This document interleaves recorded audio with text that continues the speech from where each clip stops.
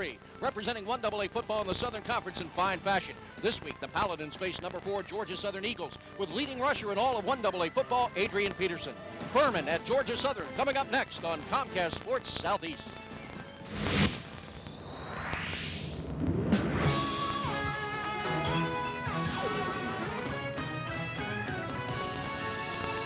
From Paulson Stadium in Statesboro, Georgia, better known as our house on the campus of Georgia Southern, today it's Furman and Georgia Southern in a big Southern Conference matchup. Hi, everybody. I'm Ted Byrne along with Ernie Bonestall. And Ernie, this one has all the markings of a great football game, plus some championship implications. It really does. Southern Conference titles on the line. Furman's undefeated in the Southern Conference. Georgia Southern already lost one to Appalachian State earlier in the season, and Georgia Southern's going to have to win if they want a piece of that crown. And they do want a piece of it, and they're going to try to get it today.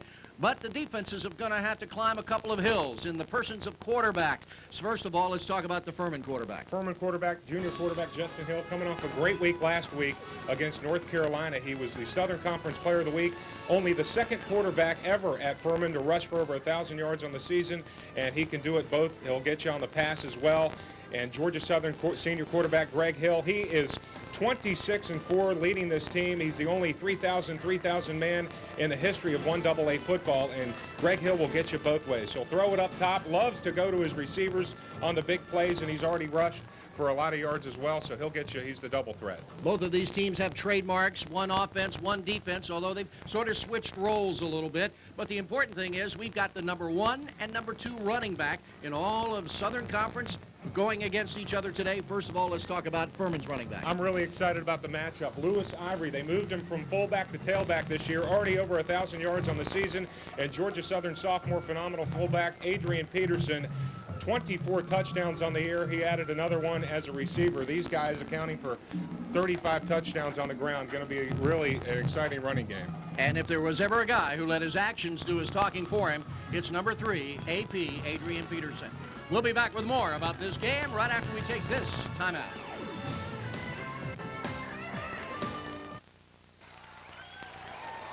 Back we are at Paulson Stadium, and this game has got some interesting sidelines. Ernie, talk to us, if you will, about some of the keys to a victory here today. It's no secret with either one of these teams. Furman especially, they want to come out, establish the run.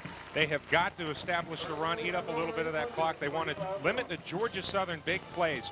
Georgia Southern has 60 big plays. That's plays over 20 yards on the season. 40 rushing, 20 passing. They have got to try to shut down the big plays, and if they can possibly do so, contain amazing Adrian Peterson. He's coming off a big week last week, 216 yards on the ground and a couple of scores, 4 touchdowns against East Tennessee State. For Georgia Southern, they want to stop the run, force Justin Hill to pass the ball. They want to do smart kickoffs. Des Kitchings has already returned a couple for touchdowns. They want to try to keep the ball away from him, especially on the kickoff return, and limit the turnovers. Georgia Southern is 49th in the country in that category, and their last 2 losses have come mainly because of turnovers, Ted. Well, this has been a great series between these two schools, but the first 2 times they ever met, they weren't even on each other's campuses. They were in 1AA championship games. Down on the sidelines joining us today, a member of the Georgia Southern team, the first time these 2 teams played, Fred Stokes. Fred, tell us a little bit about your feelings about this rivalry between Furman and Georgia Southern. First of all, good evening, guys. I'd like to say hello to you. It is deafening down here. The crowd is awesome. I think the fans going to play a major part in the game today. Last time these guys played, when I was out there in the championship game, whether they like it or not, I think Furman is forever etched in Georgia Southern's history. I think it's a love-hate relationship here, and it's going to be a tough game. I think Georgia Southern's going to have to remember that they've got to play tough defense, and they've got to be consistent against Furman. I don't think Furman coaching staff or their history will ever let them forget the first time Georgia Southern beat them, and that was in 1985, and I'm glad to say that I was out there and a part of that history. Hey, guys, I appreciate it. The crowd is going to be loud. Back up to you. All right, Fred, thanks very much. Bobby Johnson graduated from Clemson in '73, even coached there for a short time, but had to come back to Furman as their head coach. And he is 37-28 in his 6th year there. Paul Johnson, 1AA Coach of the Year a number of times, graduate of Western Carolina in '79, 31-6 in his 3rd year here. He's 2-0, by the way, against Furman. As you can see, it is an absolutely gorgeous day in Statesboro, and the toss of the coin is going on down on the field. the entire Furman team holding hands, stretched from the 30 to the 30 out there. And the captains have broken up, and so we are just about ready to get underway with this one. You talked about the kicking game. This is a part of the game that Georgia Southern has had some problems with, Ernie. They really have, especially special teams with coverage. They want to look out for this guy. Des Kitchings is averaging 35.5 yards every time he touches the ball on the kickoff returns. And Georgia Southern on the special teams is really going to try to keep the ball away from him. And if he does get it, keep him from getting that big play. Returning 2 touchdowns, 1 for 95 yards. Scott Shelton and Chris Chambers have been handling the kicking chores off and on throughout the year. Shelton will be kicking off. Again, a gorgeous day, 75 degrees. Down at Georgia Southern in Statesboro, they like it hot with the bugs. We have low humidity, so it's probably an average day for the Furman folks who are used to that cooler weather up in Greenville. They really are, and Georgia Southern going to have a great crowd today. They were expecting maybe 21,000 fans, and they are, Fred said it, they're going to make a major impact on the game today. Well, Georgia Southern is out, ready to kick it off. Furman yet to come out in the field, and now they are ready to do so. Furman, of course, on their kickoff return, they have used Desmond Kitchings, as Ernie has said, who averages 35.5 yards a return. He's already returned 2 for touchdowns. His longest run of the year, 95-yarder, and he found pay dirt on that one. And it's amazing. He's only received 8 times. He's returning 2. He's already returned a quarter of the time he catches it on the kickoff. And we are underway, and it will be Kitchings who gets it at the 7. Running up toward the middle. He's got some blockers. And Georgia Southern's coverage team, again, shows that weakness. And who to make the tackle? The man who kicked it off. And Scott Shelton. And Ted, that's exactly what we said, the key to the game that we didn't want to see happen. Georgia Southern had to keep the ball away from Kitchings. I'm really surprised that they kicked it to him on the first time. And looking at the replay, the kicker made a great tackle to save the day there. Otherwise, he would have found his 3rd kickoff return of the season. So Furman will put it in play 1st and 10 from the Georgia Southern 48-yard line. There you see Justin Hill. He's completed 10 out of 12. Last week, he had 2 touchdowns. First pitch to Ivory. That's the guy you got to watch for Furman. He tries to get outside, has a pretty good gain on the play. Ivory, Lewis Ivory, 5'8", 193, a sophomore. And besides great option quarterbacks, Furman is also known for their tremendous running backs. They've had a number of them over the years. And they have a lot of them in the game. You know, last year, the guy that took most of the rushes was Rentz. 2nd down and 5 for the Paladins. Ball on the far side hash mark, and here they go to Ivory. And the Georgia Southern defense stiffens and stops him at the 40, back shy of the 40. They run the multiple eye offense. They're going to come at you with the fullback and the tailback. They're going to run Ivory right at you. Starting in the middle of the line, Chris Stewart at center, your left guard, Marty Pryor, your right guard, Ben Hall. At the tackles, Donnie Littlejohn, Josh Moore, your tight end, Trent Salzberg. In the backfield, Hill and quarterback, Russell, Ivory, and Kitchens, at your running backs, and Smerdzinski, your split end. When they try to pitch, nobody to pitch it to. The defense took the pitch man away, and he gets across the 40, and so it's going to be ready for square on the tackle, and it's also going to force Furman to a 4th down. Georgia Southern did a great job of containing the option that time. They took the pitch man away, as you said, and they keyed on Justin Hill. Hill was hoping to keep it for the 1st. And you got at left tackle Robert LeBlanc, nose guard Marcellus Allen, right tackle Freddie Pasquera, who made that last tackle. Your outside linebacker Jamar Jones, Neese an inside linebacker along with Harrow, and other outside linebacker Michael Youngblood. And a punt now. There's the punt by Lee Willis, and it's a boomer that'll hit and then take a Georgia Southern bounce and roll backwards. Down at the 18-yard punt, 1st and 10 to go. Gives Georgia Southern the ball. Their defense holds on the first series, and I think that's important for Georgia Southern. It is, and that's exactly what Furman didn't want to do. After they were punting inside the 40-yard line, and they didn't want to give Georgia Southern the ball right back outside of the 20. They were hoping to get it inside. traditionally in the games this year, Georgia Southern has been able in their first drive to break a big run. Adrian Peterson especially. Let's see what they go with here. Hill taking a long count. Fakes to Peterson, pitches. Oh, look at the break there. Good blocking. There's the speed of Georgia Southern getting them across midfield. And a great run there by Sherrard Freeman, the slot back. That's the thing, if you key in on Hill and if you key in on Peterson, all of a sudden Sherrard Freeman is available. And they do a great job. Georgia Southern mixing it up. They fake the fullback dive up the middle. Hill makes the pitch on the corner. Sherrard Freeman, a couple of great blocks. That's one thing Georgia Southern receivers are great at doing, is blocking the corners. But it's all going to be for naught as we've got a penalty. We got a chop block on the defense. Half this to the goal line. Repeat first down. Head referee Tommy Giles telling us there, the chop block. Ball Johnson says those kind of blocks really don't happen. That our officials are just not quite watching the way they should.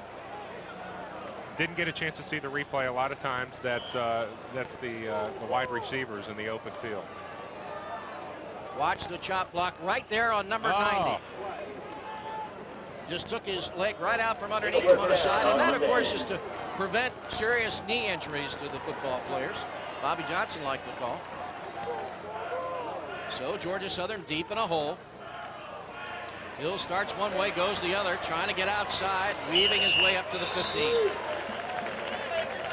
Good job of containing the corner that side. Forced Hill to try to make something happen. There was nothing on the outside. If you want to beat Georgia Southern, the best way to do it, Appalachian did it a couple weeks ago. In fact, the Citadel in the next game, the next week, did a good job of putting 8 men in the box and taking away the corners. If you zero in on Peterson and keep him in the middle and cut off the corners, there's really not a whole lot that option can go to besides those two. Then you force him into a pass. There's McGrath at left tackle, Brian Scott at the left guard, Bob Bellingrath at center, Mark Williams at right guard. There's a pass that's going to be complete at the 34-yard line. Quincy Jackson making the tackle over there for Furman. And open is Sherrard Freeman. That's his 8th catch of the year. Hill just kind of rolls out. He's looking. He's got plenty of time. They were looking for Peterson on the screen, and he just fires to Freeman, and Freeman open on the sideline. Freeman does a great job to shield the ball from the defender with his body. They'll split a man wide to the left and a man in the slot on the left. 1st and 10. Again, going to give it right up the middle to Peterson, but Gerard Holmes in nose guard was right there to make that tackle. Stood Peterson up as he got to the line of scrimmage. And Holmes is the guy in the middle that, similar to Georgia Southern's Voncelli's Allen, these guys are there to plug the middle and try to take out the fullback dive. On offense, of course, Greg Hill at quarterback, Peterson at fullback, Freeman at slot back along with Benny Cunningham, another guy that can break him, and a couple of guys that he really likes to go to, Dedrick Parham and Chris Johnson. Watch him go into Johnson in those tight third down situations. Man in motion to the near side again. They give it to Peterson, and breaks through. He's on the run. Down the stretch he goes. 30, 20, 10. Touchdown, Georgia Southern. Peterson up the middle when he had it, off to the races. And that's the play that we talked about, Ernie. They try to bust one up there with Peterson, and if they can do it on the first possession, it gives them a lot of confidence. That is the 61st big play by Georgia Southern this year, 21st big play for a rush. And when you have a guy like Peterson with the wide open middle like that, he's off to the races. 66 yards. In that replay, you could see Mark Williams, the right guard, with a great seal block that just allowed Peterson to come right off his hip, right up the middle. Here with the extra point attempt. Up. It's good. So Georgia Southern wastes no time in getting on the scoreboard. Chris Chambers' extra point makes it a 7-0 score right now as Georgia Southern leads early in the first quarter. We'll be back with more right after this timeout.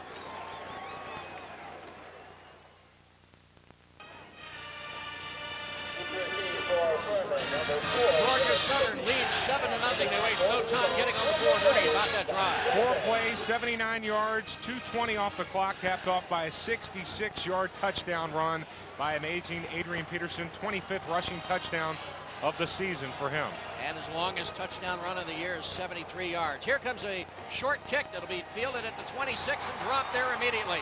Now there's the kind of coverage that you look for as Nick Kearns coming down on a special team, kind of the kamikaze guy. Let's take another look at that touchdown, Ernie. And once again, they sealed off the middle. Adrian Peterson straight up with the fullback dive. And let me tell you something, Ted, when Georgia Southern scores first over the last 2 seasons, they are 17-0. 6-0 this season, so they love to score first, and then when they do, they're very successful. Peterson with a huge run. He makes it look so easy. He's just gliding along. And he's not doing it to show up anybody. And a great young man. Great young man. All right, here's Furman now with the ball. 1st and 10 from the 26. And at fullback, it's hit immediately on a great tackle there by Voncellis Allen.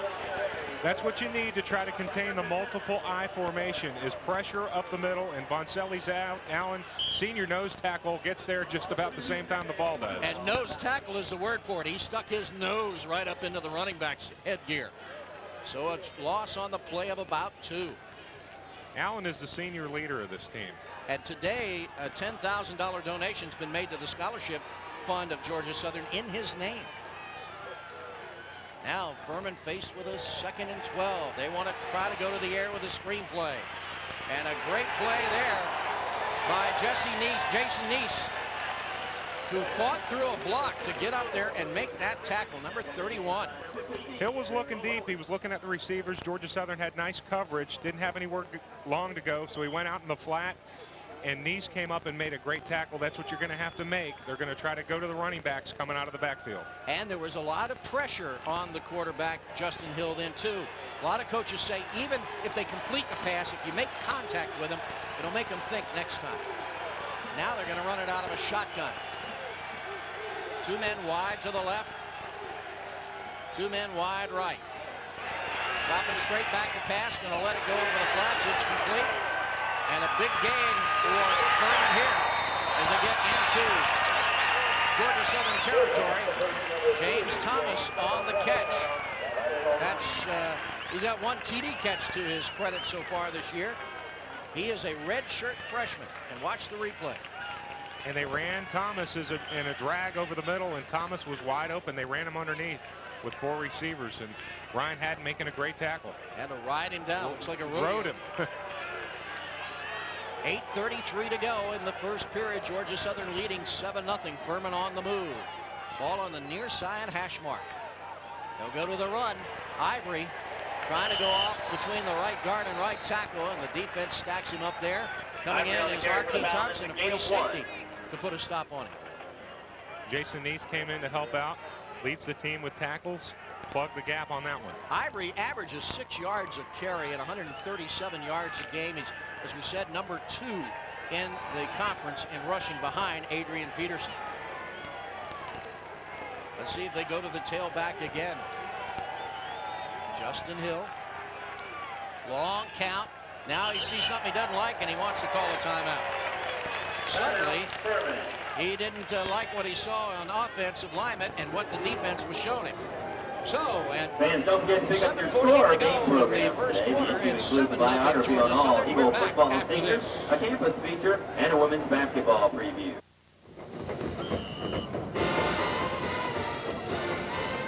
Boy, you can't be around Georgia Southern football very long and not know that legendary face. Irk Russell standing down in the courtyard of the Lupton building. He likes to watch from there from the end zone. Says he can see the blocking better. Again, the fake handoff going to pitch to Ivory on the wing, and the defense smells it out. R.K. Thompson once again chasing the big running back for Furman down on the flats.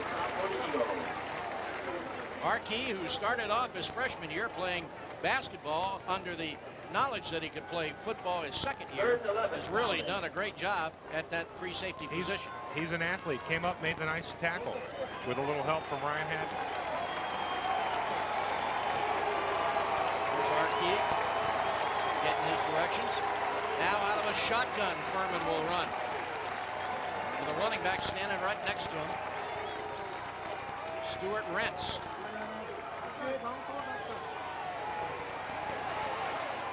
Going deep. Intercepted by R.K. Thompson. He shucks the wide, and now they're going to say, oh, they're blowing the whistle. They said he was down. An interception by R.K. I didn't look like it went down to me, but Archie doesn't think so either. Let's see what the replay shows. Student section doesn't like the call.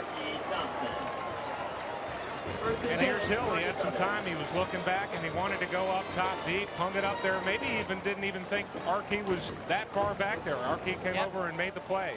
Archie now leads the Southern Conference. That's his 5th interception on the season. It really looked like he kept that knee from going down, but the official was right there on it upon further review. Let's see what Hill calls now. Fakes to the fullback, keeps himself on his feet down close to the 30-yard line.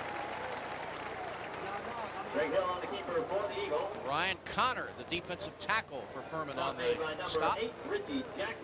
Interception's big. Could really take a lot of gas out of Furman early, especially after Georgia Southern came down and marched right down the field on the first one. You know, I saw Archie's father last night at a high school football game. He told me his son was going to have 2 interceptions today. Well, Dad's prophecy is half fulfilled. Greg Hill barking out the signal. Somebody moved. Who was it? Offense or defense? Tom Giles conferring with the line judge. It'll be a legal procedure against Georgia Southern.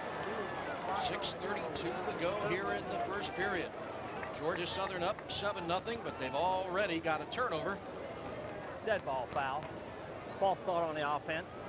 We'll replay first down. Against the Eagles. The idea will be to capitalize on that turnover. 5-yard penalty, 1st and 15.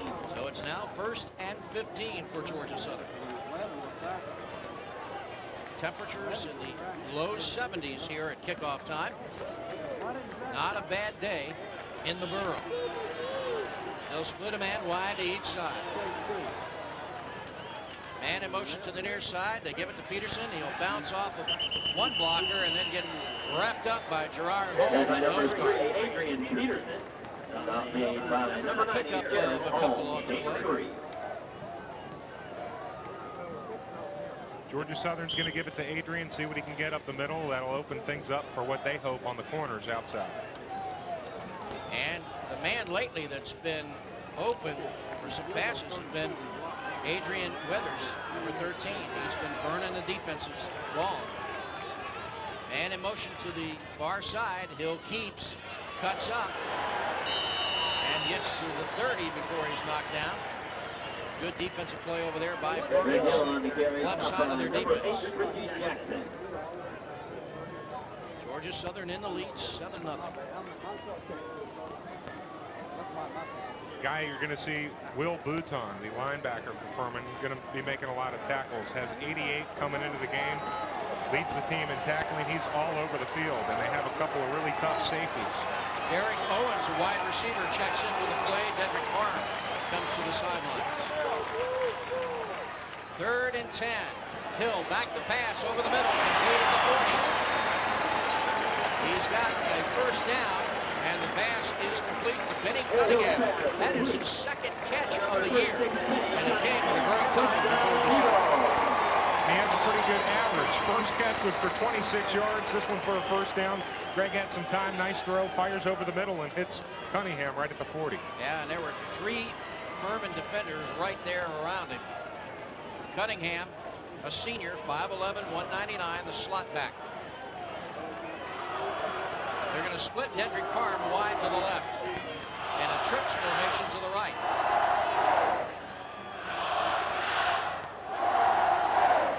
They fake to Peterson. Hill will keep. He'll pick up 5 yards as he gets to the 45. Walt Booth, the strong safety, having to come up and make that tackle for Furman. Off of that first touchdown for Georgia Southern, the extra point, Chris Chambers set a career record with the last extra point, 58 for a season. When you're scoring that much, 58 extra points seems like a lot in a season. No doubt about it. Man wide to each side. Ball on the far side hash mark. They'll put a man in motion, but they're going to give it to Peterson. He's bouncing like a pinball over the defenders. John Keith, the free safety, has to come up and make the tackle, but not before Peterson gets into Furman territory, and another first down for Georgia Southern. John Keith missed a lot of last year with injuries. He was a Southern Conference preseason defensive player of the year. Came up and made a nice tackle there in the open, right up the middle. So it's another first down in Furman territory. Georgia Southern will split a man wide to each side, a man in the slot on the left. Ball on the far side, hash mark. Fake to Peterson. Hill going to come to the near sideline. Trying to turn the corner. He's got 3 white shirts that are going to hem him in, but he does get inside the 40 to the 39. And Walt Booth and Richie Jackson, the Greg Hill on the quarterback, carry, come top up line number and make that 24, tackle. Walter Booth. They did a good, nice job of containing the outside. Georgia Southern faked the fullback dive up the middle to Peterson. A lot of the Furman players went for it, but they got to the outside so quick, Hill had nowhere to run.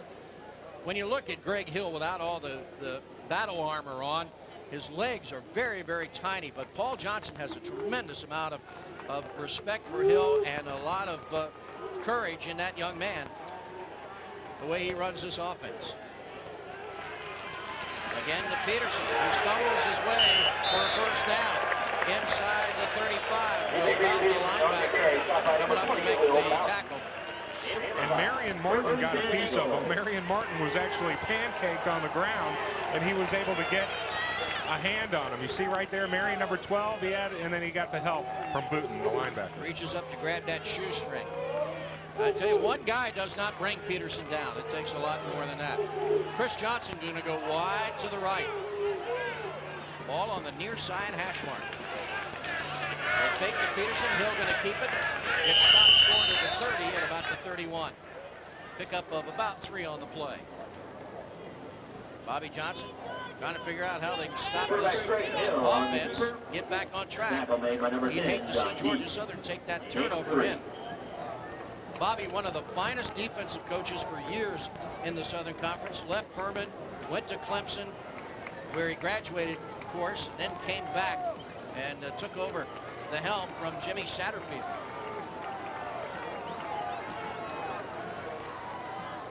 Second and 6. Fake to Peterson. Hill coming to the left side. Can't pitch it. And Will Belton again. He must be assigned to Hill to run wherever he runs. Hill brought down by just number could not turn 20, the Will corner. Belton. Greg Hill, 7 carries, 35 yards rushing. Adrian Peterson, 5 carries, 83 yards rushing, and a touchdown of 66 yards here in the first quarter. 3rd down and 4 yards to go. 3rd and 4 with a minute 36 to go in the first quarter. And this is 4 down territory for Georgia Southern at this point. If not, they've certainly got a place kicker that can split the uprights. Fake to Peterson. Hill going to reverse field. They got him hemmed in. He's not going to get the first. John Thrift, the linebacker, chased him down. Number 9. Watch his pursuit on this. They stop Hill from going to the right. Now he cuts back. And then from the backside comes John Thrift. Great backside pursuit there. All right, a field goal going to be attempted. This will be a 44-yarder. Chris Chambers. He is 1 for 3 from this distance. From the left side hash mark. You'll see it as we see it. It's got the distance. It hits the uprights and bounces to the left. He had enough on it, just He did indeed. Well, now he is definitely 1 for 4 from that distance. We'll be back with more right after this timeout.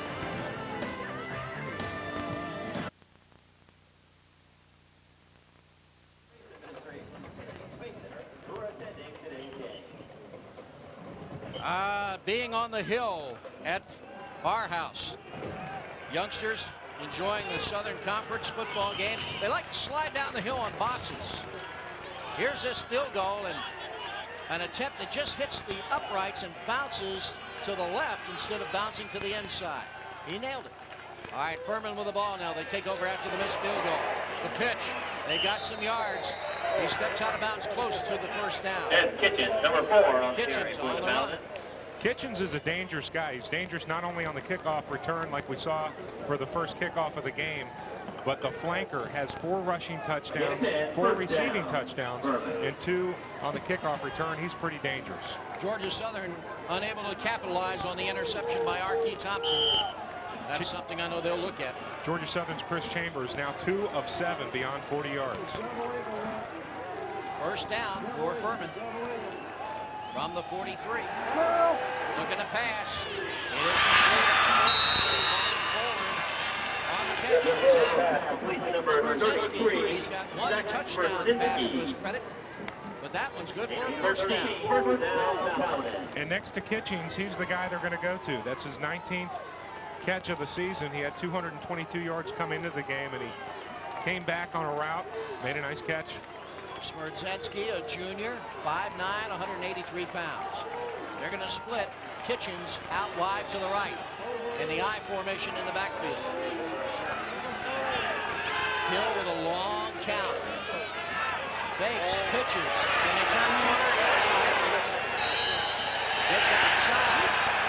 And they're asking for a late hit on the sideline. And finally, one of the officials throws one. I thought the elections were earlier in the week. One of the Furman coaches was politicking to get that flag, and there you see the brain trust of the officiating crew talking it over. Tommy Giles says personal foul against Georgia Southern. Going out of bounds, Arky Thompson made the initial hit, and then you have a host of Georgia Southern players piling on, and it looked like maybe Jamar Jones was the one. Tommy will tell us. Dead ball foul, personal foul on the defense. The automatic first down. So Furman takes an automatic first down after the personal foul and really moves down now into Georgia Southern territory at the 27.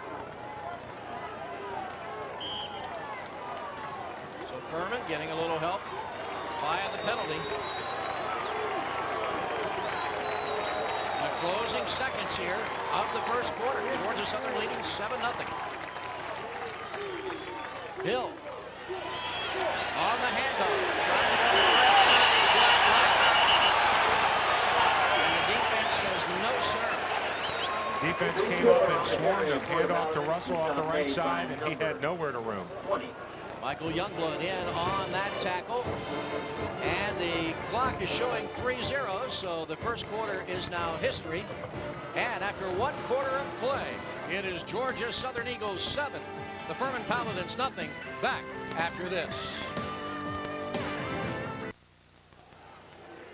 Well, the first period has come to an end. Georgia Southern leading at 7-0, shutting out an opponent again for the first quarter. And for Furman, this is only the second time all season they've been shut out in the first quarter. Their last time on their season opener to Elon, and their only loss of the season. Georgia Southern has outscored their opponents 128-104 in the first quarter. All right, 2nd and 10 for Furman inside Georgia Southern territory. Looking to pass to the left side, and great separation there. Earthwood Moreland just absolutely separated the receiver from the football. And it was Quentin Burton, the tailback, who came out of the backfield in Hartwell, Georgia. And they got separated from the football there by Earthwood Moreland. Moreland came up quick on that one. Quentin Burton was open, took it, but Moreland right there at the same time the ball was, and that was pretty close. He came up and made a nice stop. Moreland and Wilson got there at the same time. Moreland was the tackler, Wilson was the football. There's Earthwind. What a great name. Everybody loves that name, Earthwind Moreland. I don't think he was named after Earth, Wind, and Fire, but I think his mom liked some kind of music or something that made him have that name, Earthwind Moreland.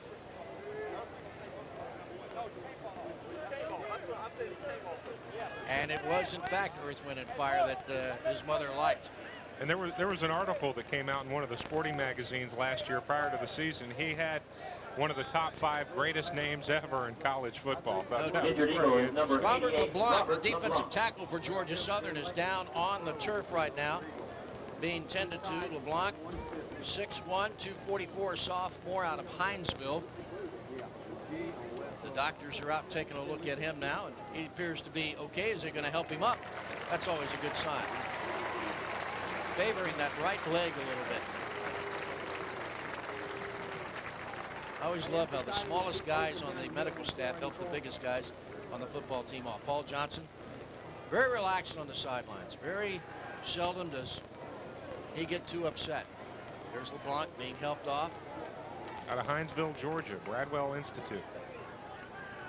Georgia Southern outrushed Furman in the first quarter, 120 yards to 26 yards, 150 yards of total offense to 68. Furman faced with a very long 3rd down here.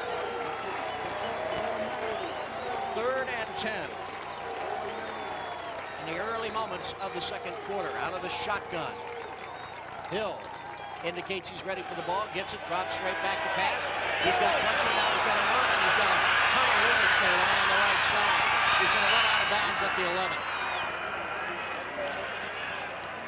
We were playing pass coverage, and we had the pass defended. He had to run. He had plenty of room there. Georgia Southern playing the pass coverage, as you said, only a couple guys rushing. They sent everybody deep, and he had nothing but real estate all the way up till about the 10-yard line. 14:46 to go in the first half. And they're going to wave the flag off. But Marcellus Allen doesn't agree with the call. Justin Hill.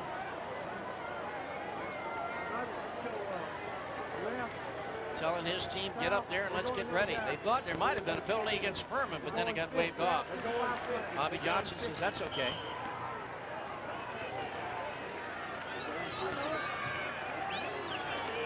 Nose of the football is on the 10-yard line. So it's first and goal to go for Furman. They'll split a man to the left.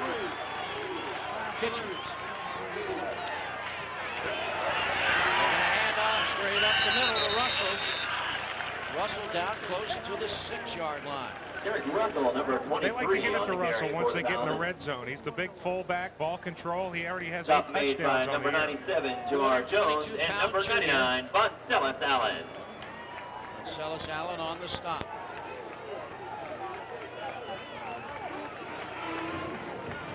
Georgia Southern and Furman here on Comcast Sports Southeast. Hope you're enjoying it. We've got a good one going here. 7-0. Georgia Southern in the lead. Furman is knocking at the door. Second and goal to go. Man in motion to the far side. They will turn, roll to the left. Backside pursuit.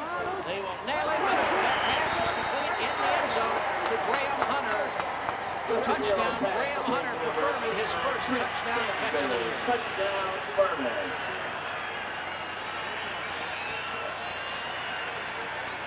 And Hill had some time there. He just rolled out.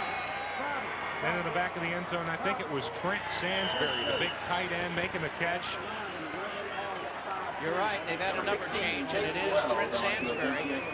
6'2" sophomore. Reached up and grabbed it. And there is the kick, and it is good. So it is now a tie ball game as Furman has managed to dodge a bullet and take it down the field and get into the end zone. We are at 7-7. Back with more on Comcast Sports Southeast after this.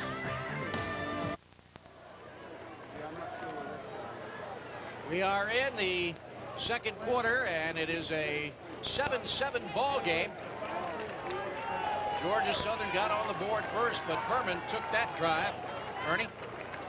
That's right. Justin Hill ended up capping it off with a nice touchdown pass to Trent Sansbury, 7 yards in the back of the end zone. He'd only caught 4 catches on the season, ended up being the big guy's second score of the year, and you know he's loving it right now. He reached up and grabbed it out of the sky.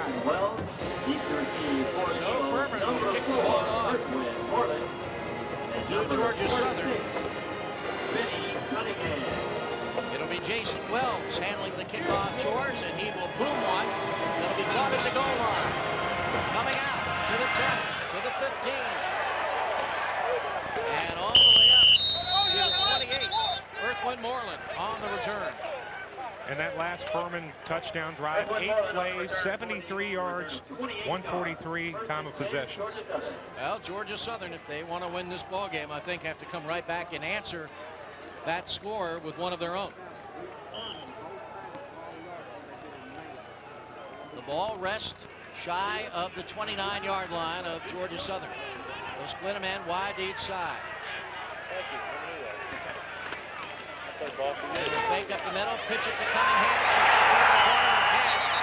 John Keith coming up from his free safety position to make that tackle. He did, came up, made a great one. He missed a lot of last year with injuries, came up, made the tackle. Southern Conference preseason defensive player of the year. And it's Benny Cunningham getting the pitch on the corner, and Furman is going to have to come up and make those kind of open field tackles, not let the Georgia Southern running backs get into the secondary. Wide to the right comes Chris Johnson. Ball on the far side, hash mark. Back to pass is Hill. Looking over the middle, wide open. 30, 10, 5 to the 4. On the catch, Dedrick Carr. And Rod Johnson, the quarterback, chases him down. Big Hill pass. Dedrick Complete Carr to with number his 19th 83, catch of Derek the year. Dedrick Carr. And he looks a little winded. That's what makes him so tough. You run the fullback dive up the middle so many times, you fake it right down the middle of the field. Dedrick Parham making the great throw. Greg Hill caught him right in stride, and Parham almost taking it in down deep inside the 10-yard line. And he will come out for a breather. A long run there. Georgia Southern up to the line. Ball on the near side, hash mark. Hill gives it to Peterson. Smashing his way.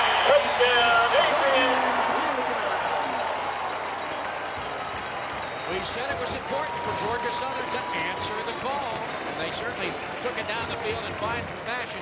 And it's tradition of this team, Ernie, a big play got him down there. They really did. Georgia Southern's made the big plays all year. That's their 62nd big play of the season. They've had 2 this game, one of them for a touchdown, and they cap it off with sophomore fullback Adrian Peterson up the middle, number 26 rushing touchdown of the season for him. You set up the long pass play by the fullback dive, and then you score on it. There's the point after touchdown attempt. It is up. It is good. And so, with 12:45 left until halftime, Georgia Southern says, wait a minute, I'll meet your 7 and score 7 more. 14-7 our score as Georgia Southern takes the lead. Back in just a moment.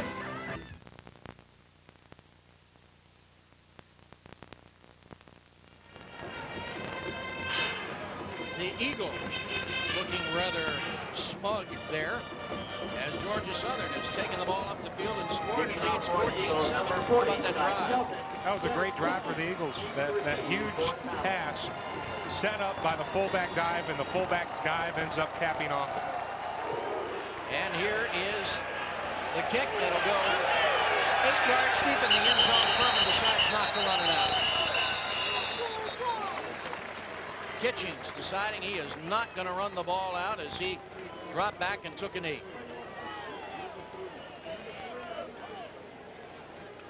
And that last Georgia Southern drive, by the way, it was only 3 plays. They answered back in a hurry, Ted. 3 plays, and it was 71 yards, and they only chewed up 1 minute and 15 seconds from the clock. Believe it or not, some of those folks sitting on that grassy hill have seats in the stands. They just like to sit out on the grass and kind of spread out a little bit.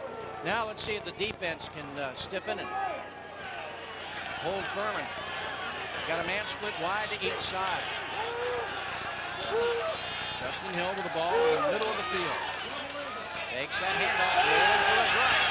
He has pressure, throws on the run, and he was getting knocked down by Eugene Phillips, who's got 4 sacks to his credit. But to avoid the sack, Hill just threw it out of bounds. Eugene Phillips, number 91, on the hurry. Moncellis Allen also in on the pressure. Moncellis, as we said early, is the man that a scholarship is being donated to the school in his name today. Justin Hall wanted to go deep, had great pressure by Eugene Phillips, came up, made the tackle. Hill had nothing to do but throw it away. Eugene Phillips, as we said, 4 sacks from his defensive tackle position this year. 2nd down and 10 for Furman. Bring him over, bring him over, bring him over. A man in motion. Fake the handoff. Hill gonna pitch. And there's a man waiting on him as he gets across the 20. Kitchens on the run. Got the pitch. Georgia Southern had it delivered. One more one right there waiting on number 2, Milwaukee Thomas. And number 31, Jason Neat. Did a good job of coming up and sealing off the outside. And that's that dangerous guy we're talking about, Kitchings. And Georgia Southern, Jason Neese down on the play. While Neese is down, we have an update on another Georgia Southern player who had to leave the game a little while ago, Robert LeBlanc, defensive tackle. He has a right ankle sprain, unlikely to return in this game. Jason Neese, linebacker, down on the field. 6'2", 213, a sophomore out of Powder Springs. Bobby Johnson trying to figure out now how they can stop this Georgia Southern offense. Georgia Southern leading 14-7. Taking a look at that shin bone on the left leg. Paul Johnson contemplating Talked a little bit about the Georgia Southern offense. They only needed 11 points today to set a new single-season program scoring record. They've already surpassed it here in the first half by putting up 14. They surpassed the 1998 accomplishment, current record of 468 points. Well, they were expecting somewhere in the neighborhood of 20 to 21,000 today. Looks like they won't miss that mark by many. Here's some Furman fans that made the long trip from Greenville. And they'll help Jason Neese off the field now. Inside linebacker Jason Neese. Looks to be all right. Probably just caught something on that old shin bone. Georgia Southern needs him to come back into the game. He is the run stopper, the support guy, the linebacker, the glue to the defense, leads the team in tackles. They need him back in the ball game. Dennis Gruber on the right there, the head athletic trainer for Georgia Southern. He watches over these young men like they were his own children. Total yards so far, Furman 97, Georgia Southern 221. 19 plays for Furman, 18 for Georgia Southern. Hill's going to run it out of the shotgun now. Third and long. Man in motion to the near side. Now they'll stop it. Hill starts, pitches, and has the first down and more. He's into the open field and gets dragged down at the 45 of Georgia Southern. Jamar Jones fighting off a block to stop Stuart Rentz, the tailback. That hurts Georgia Southern a lot. They were expecting the dive. Georgia Southern actually sent a couple of linebackers up the middle. Furman runs to the short side of the field, but looks like it's coming back. A flag on the field. Don't know if we can see the flag or not, but here's the play. Comes right up. It's Stuart Rentz with the pitch. Arky Thompson needed to make the tackle right there. Gets away a little bit and finally run down by Jamar Jones. Tommy Giles will tell us the Holding on the offense. Repeat third down. So that's the infraction, a holding call against Furman, and that'll back them up as they put the ball down at the 18-yard line of Furman. If Georgia Southern is going to blitz like that, they're going to have to be able to get to the outside corner and take away that pitch. There's no way he should be able to do that on the short side of the field. Well, let's see if the defense answers this call. They got burned, but they got it back because of the penalty. They're spreading out the offense now. Hill out of the shotgun. Wants to pass. Has pressure. Now he's going to run. He's got plenty of room for the first down, and he has it. Boy, they are burning Georgia Southern on that play. Defending the pass very, very well. Josh Smithers finally coming up and making the stop on Justin Hill. They ran 4 receivers downfield and another one out of the backfield. Georgia Southern had to be back to cover everybody, and great blocking there. They allowed him a little bit of time, and Justin Hill tucks and runs. Josh Smithers finally making the play. Coaches will tell you that they're not getting enough pressure on Hill. He's got too much time to throw, and then realizing his receivers are covered, he's allowed to run.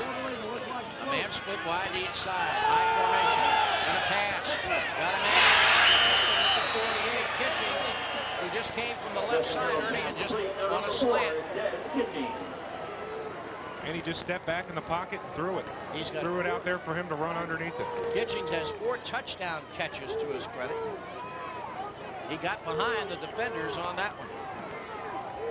Here goes, fakes up the middle, just tosses it out there and lets him dive to the ball right out in front of Earthwind Moreland. Linebackers got sucked up on the fake to Lewis Ivory, and when they did, he was allowed to get behind them and go underneath. 14-7, Georgia Southern in the lead, 10:29 to go. They'll hand it off to Russell. Russell gets up to the 41-yard line. 43, Derek Russell, stop made by number 99. Pick up of about 5 on the play. Russell, a junior, 222. They give it to the big man, 5'11", 222, and try to pound it up the middle. Second down and 4. Second and 4.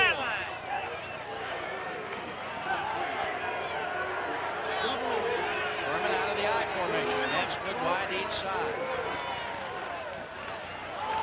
They give on the handoff to Ivory. And Ivory is is hit at the line of scrimmage and driven back. In fact, R.T. Thompson Carry comes by up number with a football. 34, Lewis Ivory. Knocked somebody's helmet off up there. It was, in fact, Ivory who lost Gain his is bonnet. 1, 3rd down and 3. They really like to mix it up with the different running backs. They have Ivory, they have Derek Russell, and they have Rents as well. They can really mix it up with 3 versatile backs. I know you can hear the pads popping on our field mic down there. This is rough in the trenches. All right, 3rd down. The defense needs to stop him here. And Georgia Southern jumps offsides. But Flag Georgia on the Southern play. says they were drawn offsides. Let's see what Tommy Giles and the crew say. Going to be a big play either way. Offsides against Georgia Southern. That will give Furman the first down. Eugene Phillips came up. He wanted to point and blame it on the offense, but he looked like the guy that was actually jumping offsides. Offside on the defense. Jumping into the neutral zone. No contact made. Penalties, encroachment against Georgia Thank you, Southern. Tommy. There he is, the big guy. Wanted to get back there. 1st down, Furman. Making the jump. 9:09 to go in the first half. Georgia Southern leading 14-7. Again out of the eye. Man wide right, man slot right. Kitchens is in the slot. They'll roll to the right. Quarterback will cut it up for a couple of yards. Again, Georgia Southern did a great job of sealing off the corner. Ryan Haddon had him sealed off over there. Eugene Phillips and Josh Smithers chased him down. Hill was hoping to pitch it to either Ivory or Russell. 2nd and 9. It wasn't open. Georgia Southern took it away on the corner, forced him to tuck and run. Nowhere to go. Hill looking to the sideline to get the play.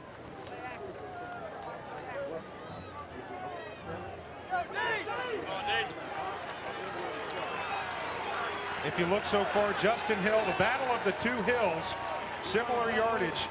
Greg Hill, though, 3 for 3.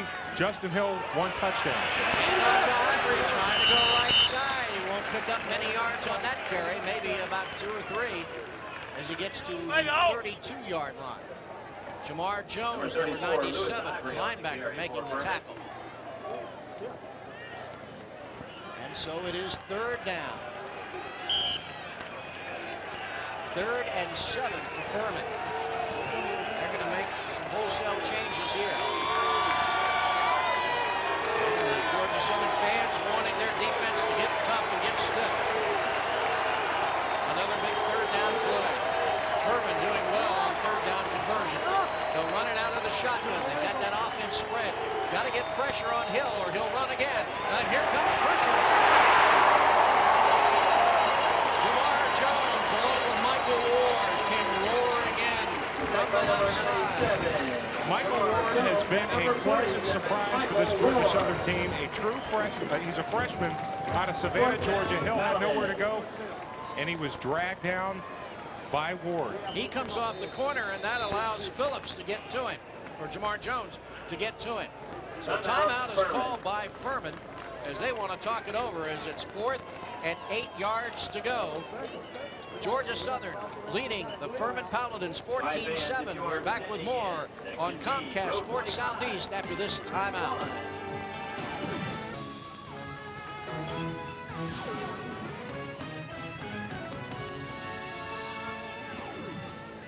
.705 to go. Furman faced with 4th down and 8. And they want to talk it over and get their thoughts together. Beautiful Paulson Stadium.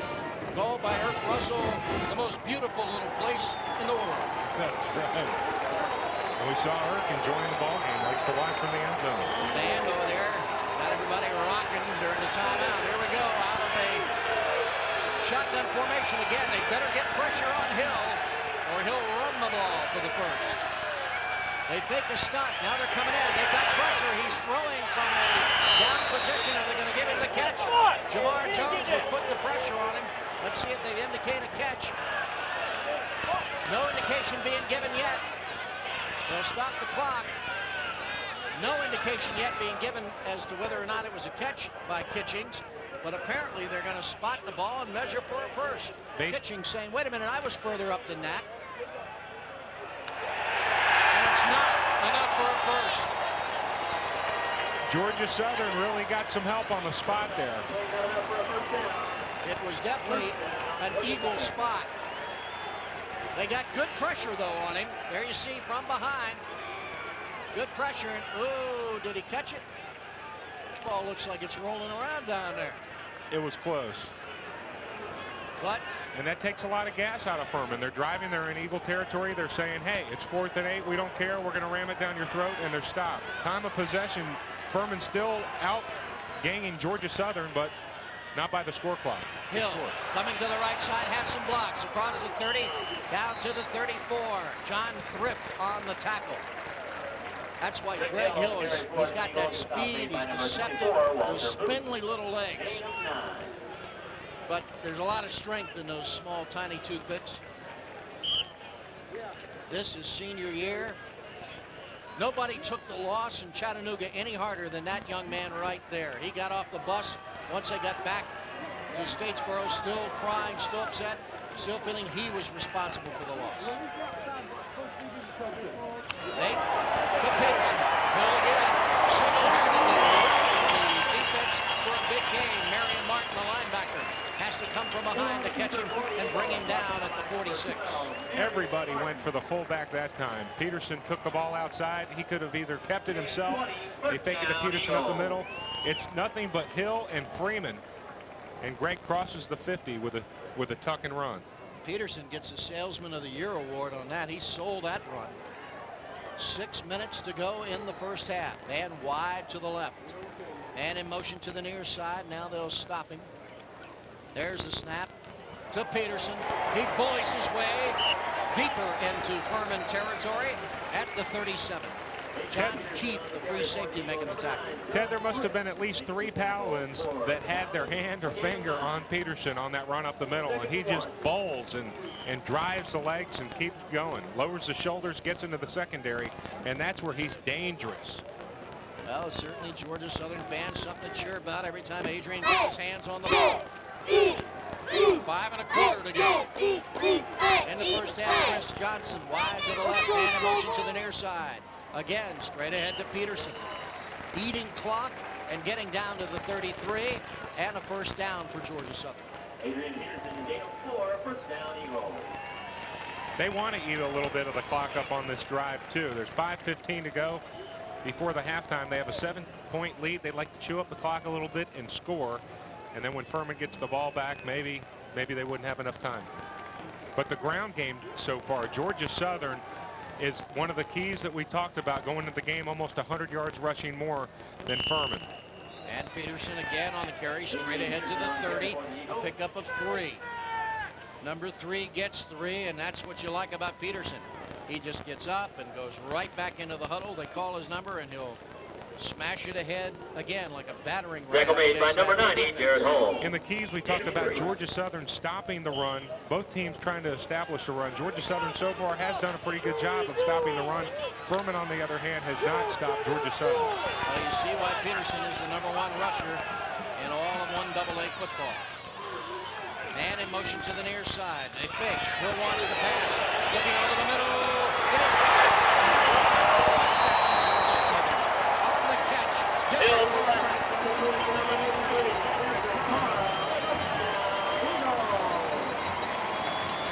Boy, he came from that left side, and Greg Hill just drilled him. I'm not sure Parham didn't have a bullseye painted on his jersey. I think he did. You know, I don't think Greg saw how wide open he was at first. Greg takes it back.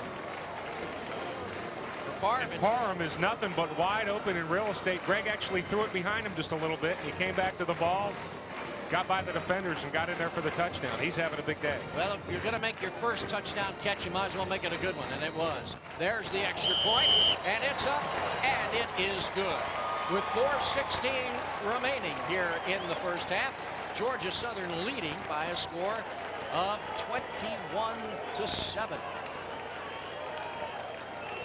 I think that took a lot of gas out of Furman too, Ted. You know, they went for it on 4th down. They didn't convert. Georgia Southern comes back and marches right down the field and scores, and now they're up by 14, and we're getting close to the end of the first half. Championship teams will come back from adversity. They intercepted the ball, marched it down, went for the field goal, hit the upright, didn't convert on that. So then they were able to come back after Furman gave up a score, then they were able to score. So Georgia Southern in the lead. on 3 big touchdowns with just 4 minutes, 16 seconds left to go in the half. So Furman was stopped on 4th down on a catch that might have been a catch or not a catch. So everything seems to be going Georgia Southern's way, at least for right now. And we talked about how big this game is. You know, Georgia Southern lost to Appalachian State a few weeks ago. They already have a loss in the Southern Conference. Furman undefeated. Georgia Southern really needs this win. They have the backs against the wall as far as the Southern Conference goes. Scott Shelton getting ready to kick the ball off. And he will hit it right down the middle, and it'll drift to the left sideline, and catching it at the 6 to the 10. Up to the 20, to the 23. Kitchens on the return. So it will be Furman's ball, 1st and 10 from the 24-yard line. But the important thing is Georgia Southern taking the ball, driving it down the field, methodically using some clock, keeping it in the middle, going to Adrian Peterson. We saw the 1 touchdown set up by the fullback dive, the long pass, and then scoring on the dive, and this one was just textbook Georgia Southern.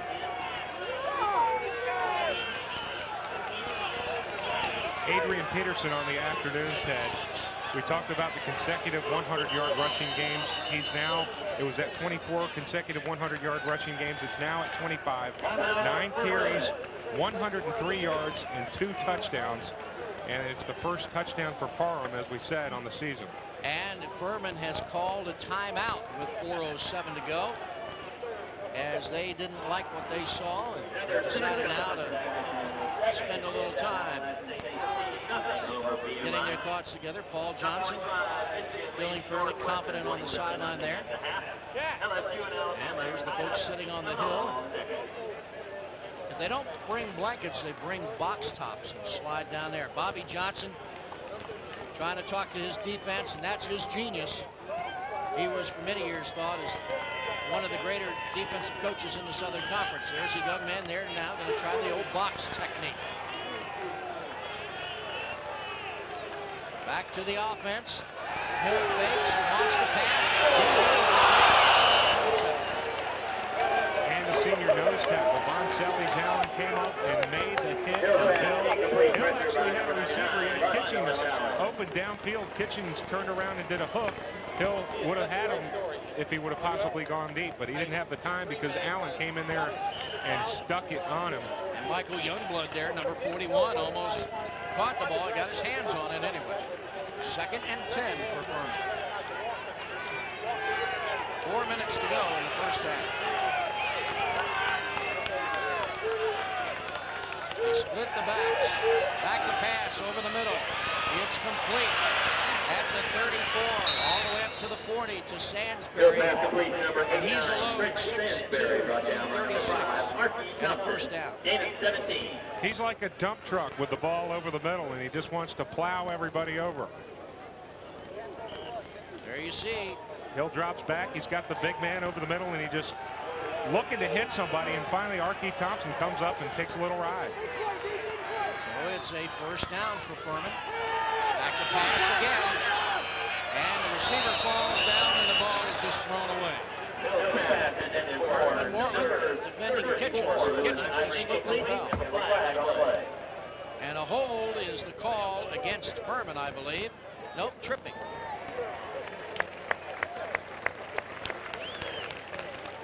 Bobby Joss looks a little like a ballet dancer trying to do a bad pirouette there, or whatever you call it.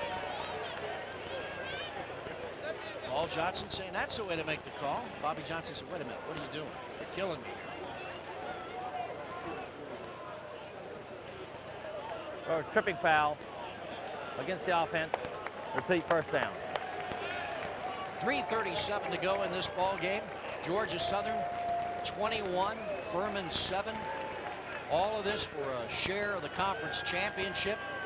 Furman undefeated in conference play, coming in here. Georgia Southern with just 1 conference loss, that to a very good Appalachian State team.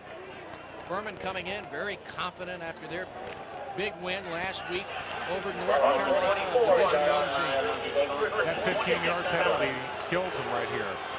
So it's 1st and 25. They hand it off. And he does on the carry, no gain. Lewis Ivory, who averages 6 yards a carry, 137 yards a game, is really struggling to get any kind of yardage going here today. And so Furman now faced with 2nd down and 26 to go. They'll spread the offense again. Rentz is standing back there by Hill in the shotgun formation. We jump, they jump. Or did they jump and we jump? 2 guys over there. The right tackle for Furman and the left defensive end for Georgia Southern jumped. No contact was made, but he came into the neutral zone. Tommy, tell us the story. Dead ball foul. Offsides on the defense. Replay 2nd down. So it's 2nd down now and 21 yards to go. 2nd and 21 for the Furman Paladins. Paul Johnson didn't like the call. Georgia Southern's doing a pretty good job of containing Ivory. 9 carries, 17 yards so far in the game. Under 3 minutes to go in the first half. Back to pass is Hill. He's got no pressure, lets it go long. Open man over his outside shoulder instead of his inside shoulder. Kitchens was open at the 30. The ball was thrown on his outside shoulder and not his inside shoulder. I don't think it's a big mystery. They wanted the last play, you know, the fullback setting up this big bomb, which is what they need right now, right before the half, and he's looking long. 5 receivers downfield, and Kitchens looked like was open, threw it on the other side of his shoulder. Might have pushed off a Ryan Handler to get there. 3rd down and 21 for the Paladins. But keep an eye on Justin Hill as he can burn you in this particular situation. Eagles playing prevent defense, and Hill can run it for the 1st down. He's going to run. He's going to pitch. The ball is fumbled. Hill falls on it. It's fumbled again. It's fumbled again. Georgia Southern comes up with it. Eugene Phillips falls on it, but they were blowing whistles before the ball was ever fallen on. Stuart Rentz fumbled the ball. I think they were saying one of the Furman players was down, but you're right, Ted. It looked like the ball was still loose out there on the field. We're going to have to wait and see. Well, let's watch it.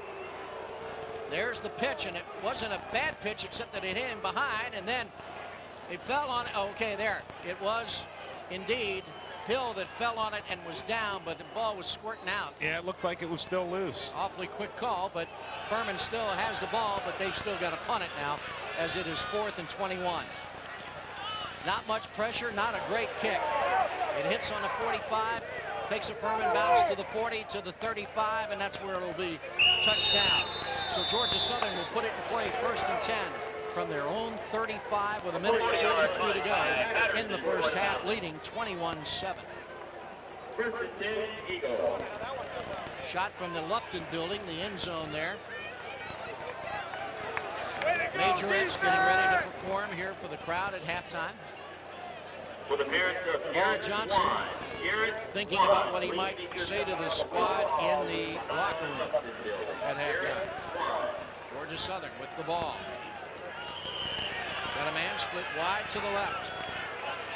Then Chris Johnson, man in motion to the right. Giving it to him, Avery Peterson. He breaks free into the open field. He's at the 50. There's a flag.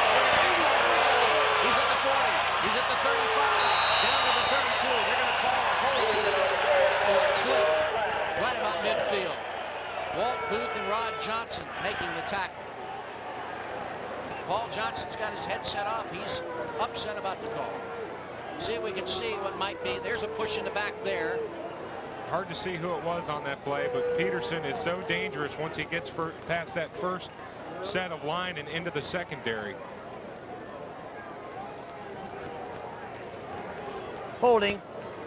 Doing a run. Big 1st down. Tommy's a little out of breath trying to keep up with Adrian. There was what looked like a push in the back on the replay, but they're calling holding, so they'll bring it back. And there's 92 seconds. And here it is right here, number 74 for Georgia Southern, Charles Clark, the freshman offensive tackle. A little push from the back. He's just a freshman. He didn't know. There's the snap, bobbled momentarily, but now Hill sets up and throws a pass to Johnson. That's at the 48. Hill pass complete to number 7, Chris 6 penalties, 51 yards for Georgia Southern, and some of them have seemed to come in costly moments. But Richie Jackson, the defender, made a little late hit out of bounds, but no call made. But the pass to Johnson, Chris Johnson, was complete for the first down. as good of a team Georgia Southern is at rushing, Hill's got a really good arm on him.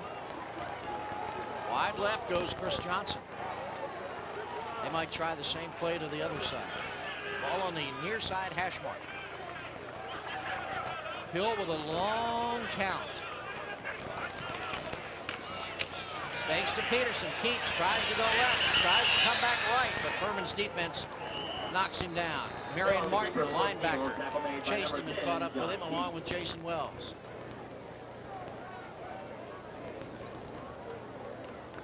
And a timeout call by Georgia Southern.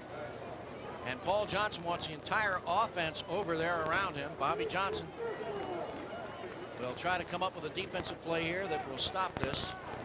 And he wants his whole defensive squad over there as well. Bobby Johnson's done a great job with this team this year. Has a chance at maybe claiming the Southern Conference Coach of the Year, depending on what happens today and maybe the next couple of games. But he's done a great job. They were 3-5 in the conference last year, undefeated to this point in the season, and a guy really deserves it. He was an assistant for 16 years, doing the grit work, and he's been the head coach for 6 years. Looks like it's finally paying off for him as a head coach. And so Bobby has been offered many times to leave Furman, but only left one time for a short period of time, because he went to Clemson and then decided, wait a minute, I like that 1AA stuff. That's pretty good. Paul Johnson has completed his little meeting with the entire offense. Paul likes to do that. He's a very hands-on coach when it comes to the offense, a brilliant offensive mind. You look at his winning percentage, .838, just incredible in his third season. He'll talk to the linemen individually as they come off the field. Running backs. All right, here you go. Second down and 10 for Georgia Southern. To Peterson up the middle, grinding his way down to the 41. He'll be about 2 yards shy of a first down. Peterson on the carry for the There was Eagles. some serious hitting and collision going on that play. And another timeout call by Georgia Southern with just under a minute to go, 59 seconds.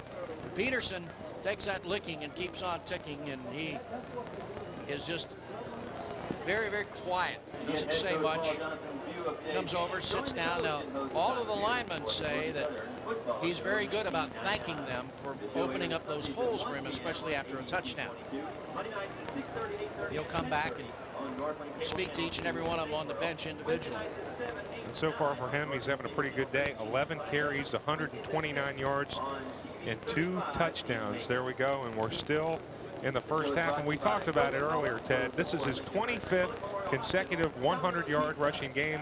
He doesn't know what it's like to play college football and not rush for at least 100 yards on the season.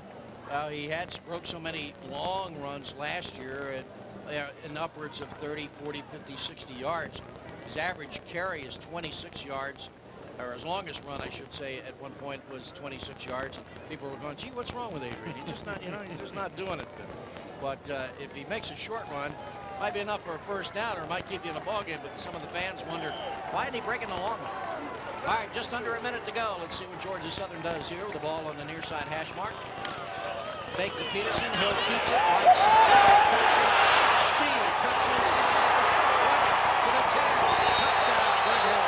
Greg Hill on the keeper. Touchdown, Eagles. He is so deceptive, Ernie, in the way he will give you a shoulder and then take it back away from you and slide right in that crease.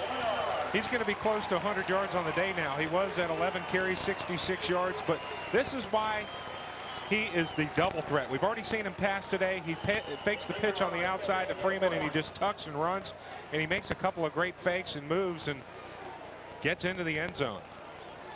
And no, folks, that was at regular speed. We didn't speed that up. He really is that fast. Here's the point after touchdown attempt. It's up. It is good. So with 5-0 seconds left on the clock, Georgia Southern has jumped out now to a 28-7 lead and is in full command of this game here in the first half. Greg Hill, 12 carries, 107 yards on the afternoon, and a touchdown. He has on the season 12 rushing touchdowns, now 13. He has passed for 8.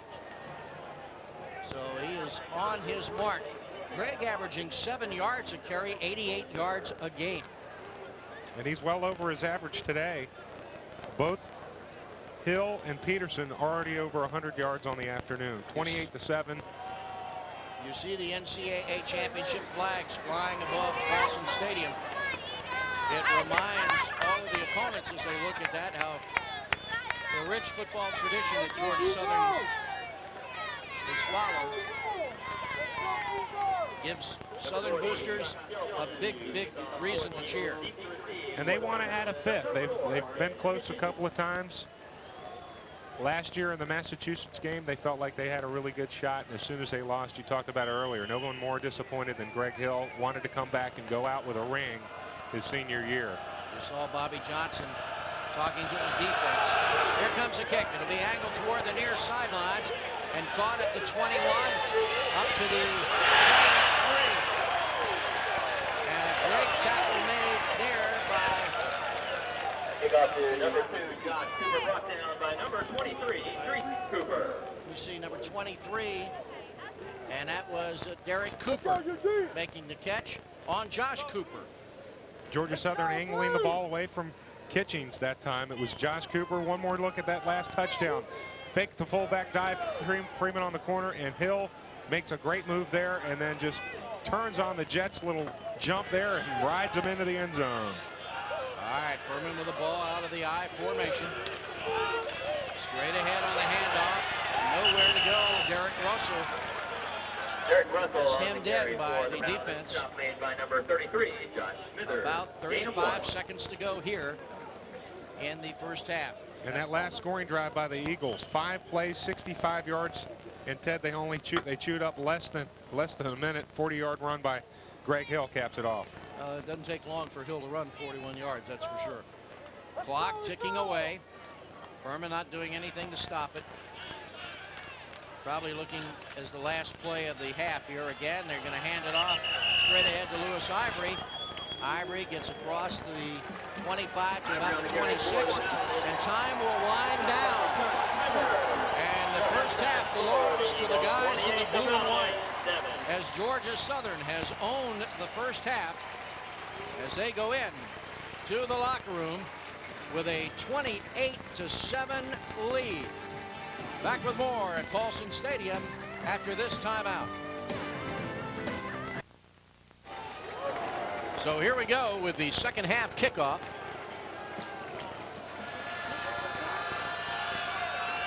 Georgia Southern to receive it. It'll be a short kick to the 10, 15, 20, 25 outside on the run. Benny Cunningham on the return. He's got one touchdown return to his credit.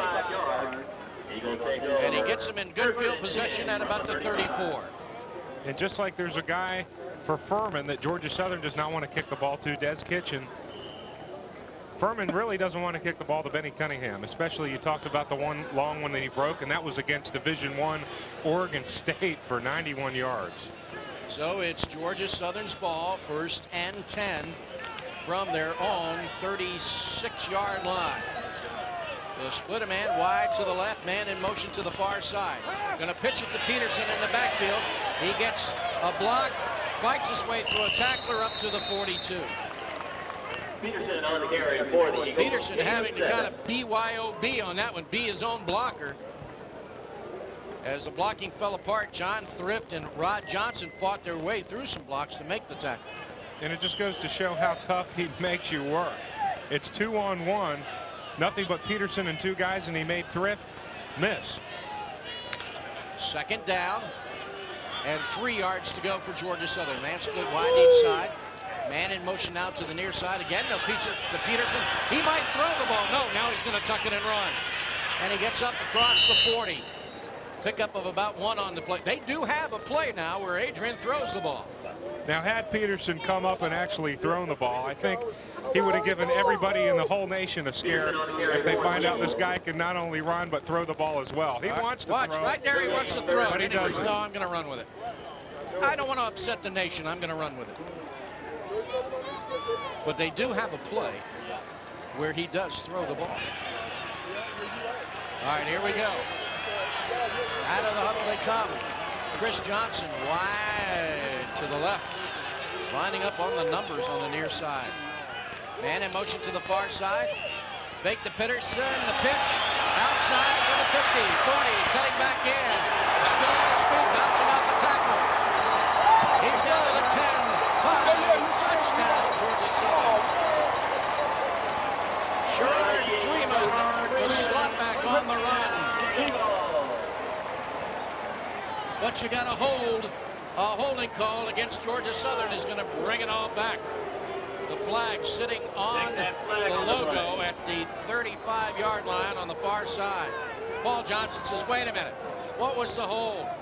Explain to me what happened. He doesn't believe it. Tom Giles, tell us what the call is. We got an illegal block in the back. Doing a run, 10-yard penalty, but it'll be a first down. Illegal block in the back.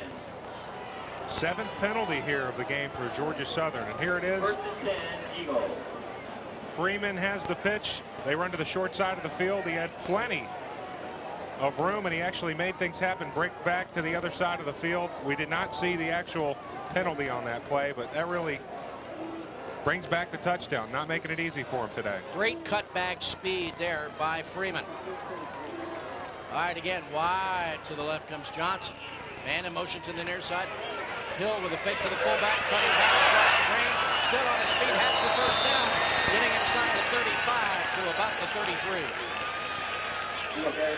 And Ted, we just saw in the last 2 plays, Georgia Southern ran a play, ended up being a broken play where the runner actually cuts back to the other side of the field. Hill made something out of nothing, picked up first down on that play.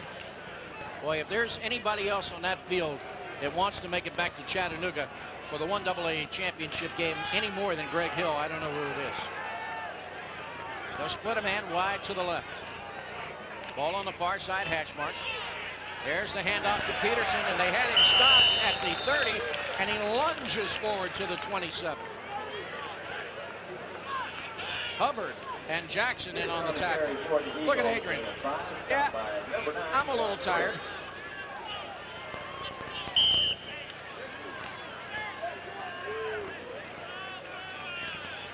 Owens comes in, gives the play to Greg Hill.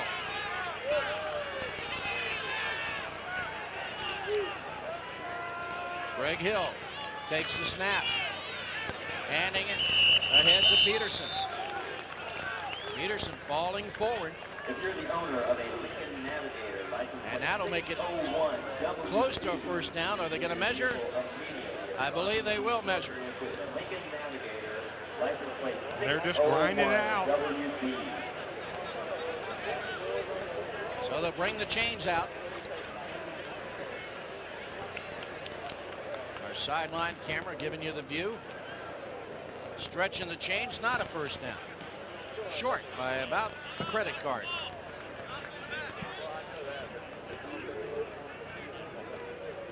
(28-7) Georgia Southern really never in danger here in this game. They scored first, they got tied, then they broke out for 21 unanswered points and lead it 28-7. So it's 3rd and inches to go. Georgia Southern going to split a man wide to the left. Hill on the quarterback keep. Gets the inches plus some as he gets down to the 21-yard line. Greg Hill. They want to score here. They don't want to do anything fancy. They just want to get it in there and try to score and take a 35-7 lead. Control football. It's the things that good championship football teams do. The other team, if the opponent scores, then you go right back down and score. Capitalizing on mistakes. Taking this opening drive and putting it into the end zone is important to Georgia Southern for sure. Hill with a fake. Keats tries to turn the corner.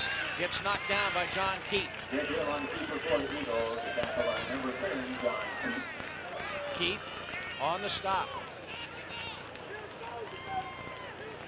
It will be second down.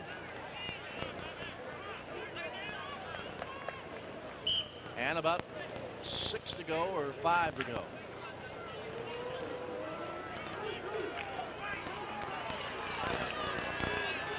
Wide to the left. Man split. Now they try the man in motion, giving it straight ahead to Peterson. He gets hit in the middle of the line, bounces outside. They still haven't brought him down, but the official blows the whistle. John Thrift. He is so tough to bring down. He is. Took 2 men to try to get him, and they still didn't bring him down. The first guy hit him at the line of scrimmage.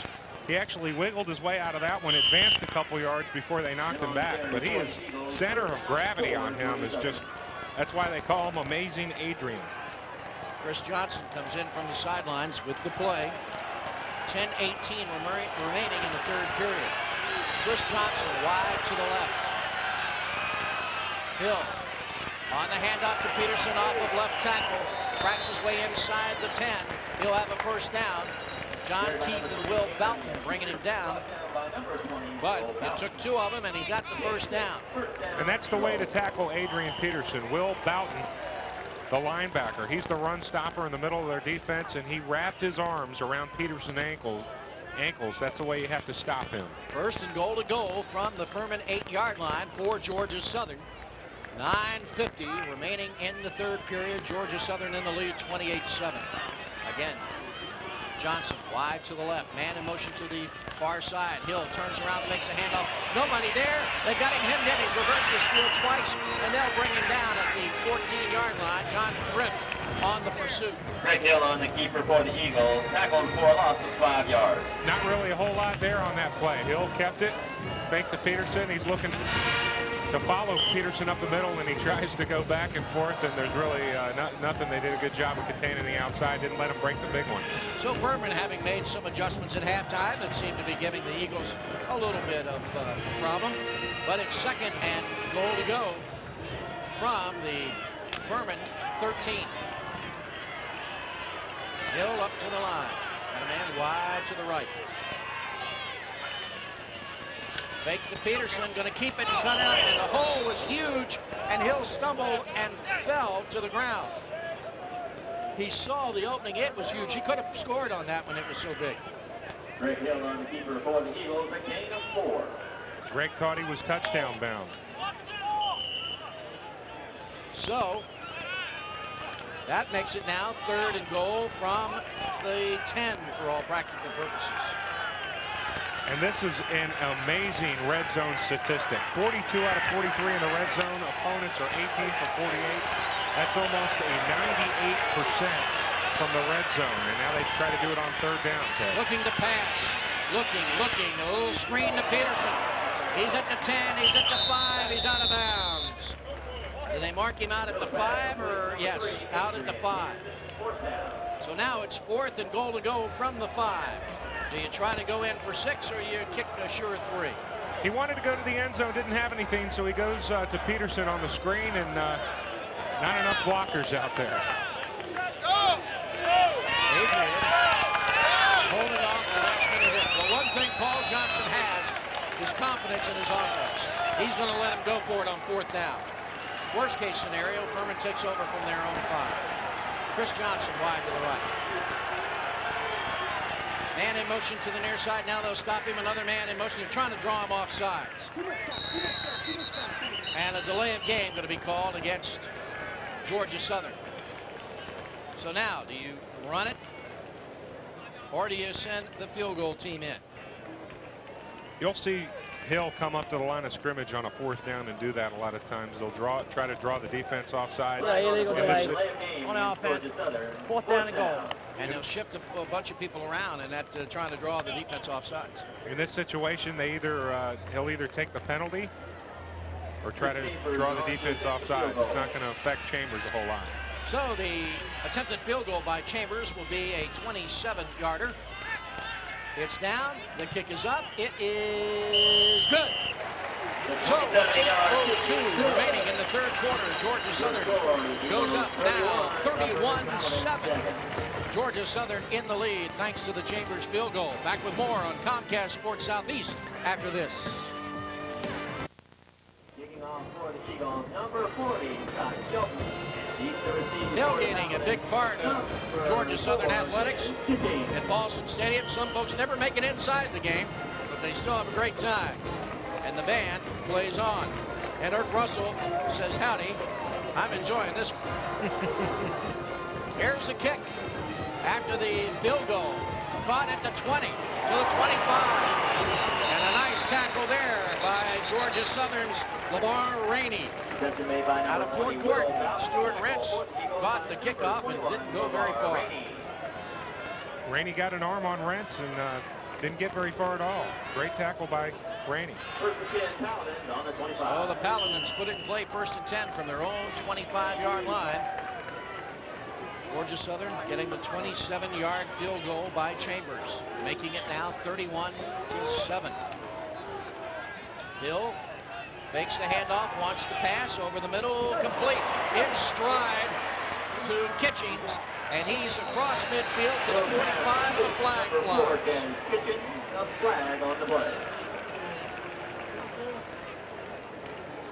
Kitchings was hit in stride, a perfect pass by Justin Hill.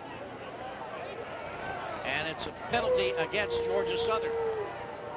Kitchings with 4 touchdown catches. And Hill just drops back in stride, gets Kitchings over the middle. He's their dangerous guy. Against defense. First down. Tommy Giles talks about the face mask. First down now for Furman. This is twice in this game Georgia Southern has let Furman into their territory a few extra yards by the penalty. Hill up under center. I formation in the backfield, gives to the deep man in the eye. Ivory trying to go right side, and they have shut him down very well today as he gets about to the 36.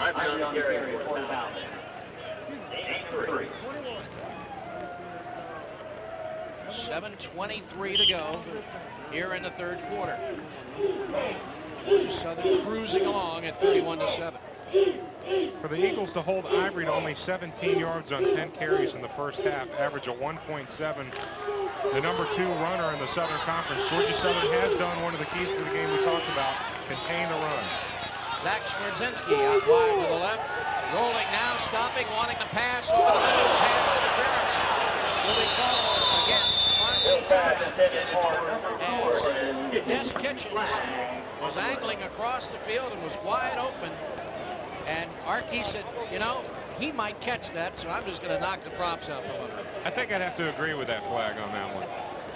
Because if he doesn't hit him and he catches it in stride like he was about to, it could be another 6 for Furman. Tom Giles talking over the options with his crew, and he'll tell us in a moment. Tom, what's the story? Interference. By the defense. First down. The penalty is Good call. against Georgia Southern. Arkey did the best thing he could do. As you see right there, just took the props right out from underneath Des Kitchens. So again, the penalty puts him in better field position.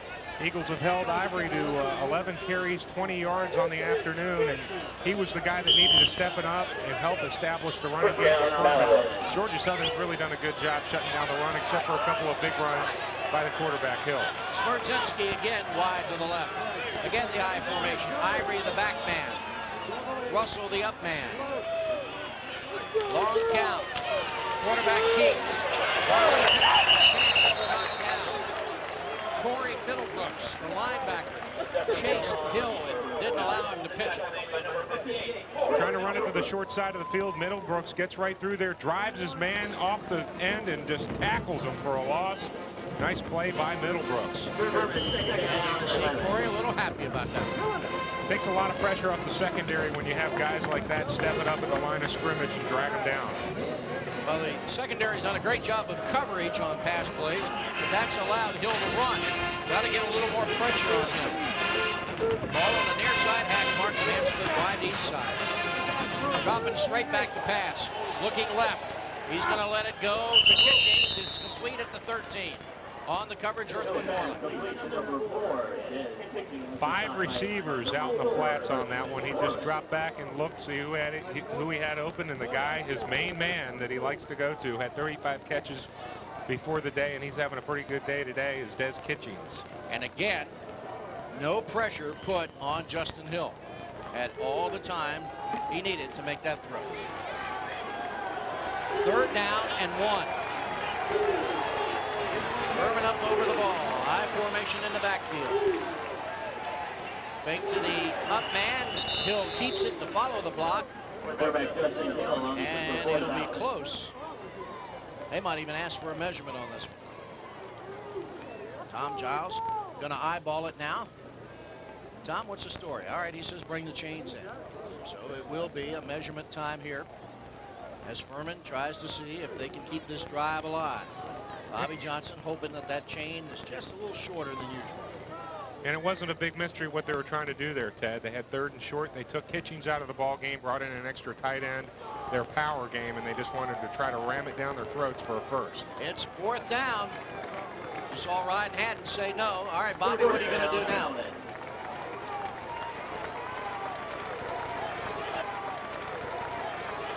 Bobby Johnson, the headset on. Now he's told what the play will be, so he'll watch like you and I will.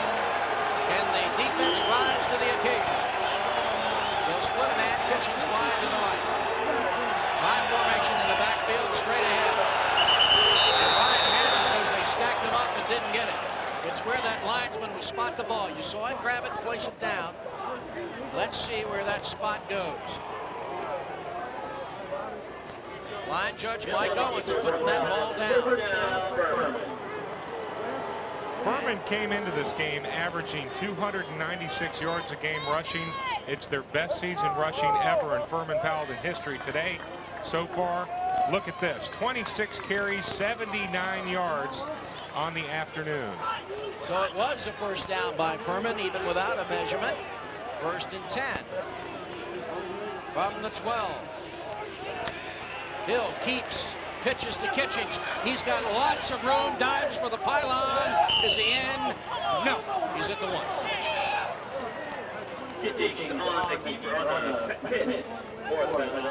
Kitchings made a good diving lunge at the pylon, but did not get inside of it.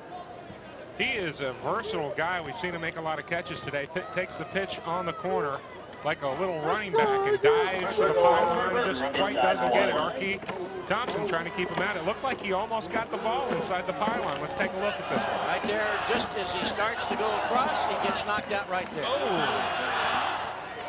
All right, up they go. They're tied up the middle. Again, they're handed straight off up the middle to Derek Russell. Russell gets stacked up in Number the middle. 23, Derek Russell on the carry. Touchdown, Paladin. And they say he got in for the touchdown. So the Paladins get a touchdown, and the Furman crowd, like a golf crowd over there, they're very quiet. Turns out to be a big drive for Furman. You're down 31-7 in the 3rd quarter.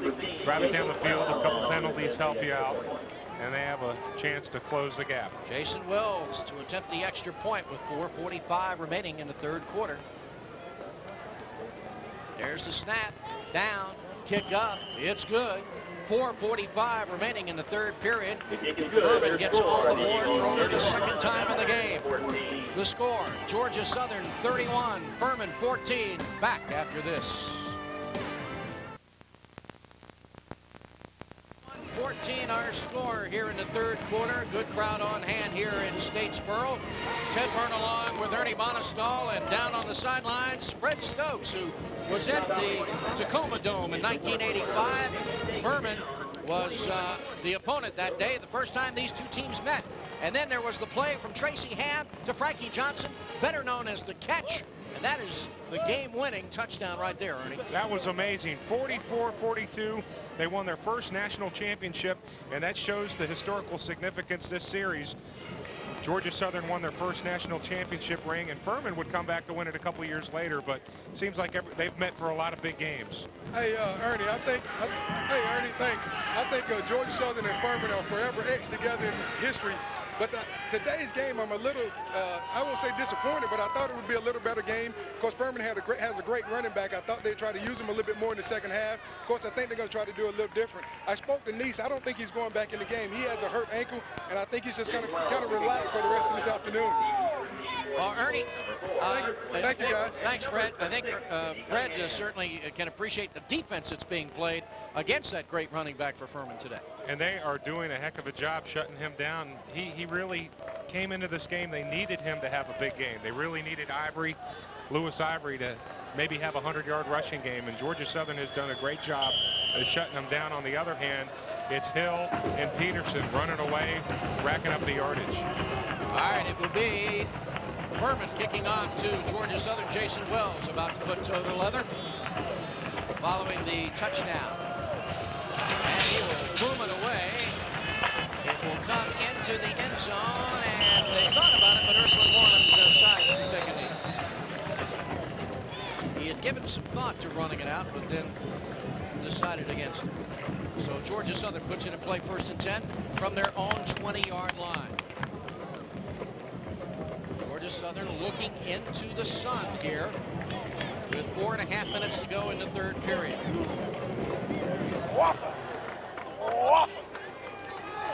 Up to the line they come. They're going to send Chris Johnson wide to the left. Man in motion to the near side. Fake to Peterson. They're going to pitch it to Cunningham. He's at the 30, at the 35, 36-yard line. 1st down for Georgia Southern. Rod Johnson and John Keith making the stop on Benny Cunningham. And the Eagles are mixing it up a little bit. They've given it to Peterson. Hill's kept it on the corner. They've given it to Freeman, and now they come at you with yet another offensive weapon. There they go. They fake the dive, and on the corner to Benny Cunningham. Short side of the field, still able to pick up some yards. Benny is a punishing runner at that. And that last drive, 8 plays, 75 yards, 3:17 on the clock with a short touchdown run. 1st and 10, handoff, fake handoff to Peterson. Hill with the carry, gets across the 45. John Keith comes up and makes the tackle from the free safety spot. That's what makes Hill so good at running this, commanding this option attack. His senior year, 26-4 overall at the helm. He's so good at faking. You never know if he's going to give it to the fullback up the middle or pull it, tuck it away, and keep it at the last second. That time, I think we were full too. From up here, it certainly looked like he gave it to Peterson on the fullback dive. Chris Johnson wide to the right, man in motion to the far side. He will indeed give it to Peterson this time, and he gets up to about the 47-yard line before he's brought down. On the tackle there for Furman is again John Keith. Before we started the drive, Peterson is 17 carries, 152 yards, 2 touchdowns. Greg Hill, 17 carries, 125 yards, and 1 touchdown. And Greg Hill right now is 6 of 6, Ted, for 142 yards and a touchdown. 100% completion rate there. Titus Johnson wide to the right. Peterson, the lone running back. Man in motion to the near side. Again, they'll give it to Peterson. He cracks the hole. He's at the 30. He purposely runs into one of the Furman defenders. Is still on his feet. Gets away from him. Gets away from another one. And drives all the way down to the 15. And a face mask penalty will be thrown at the 27-yard line. And it looks like it was James Thomas trying to make the tackle and grab the face mask.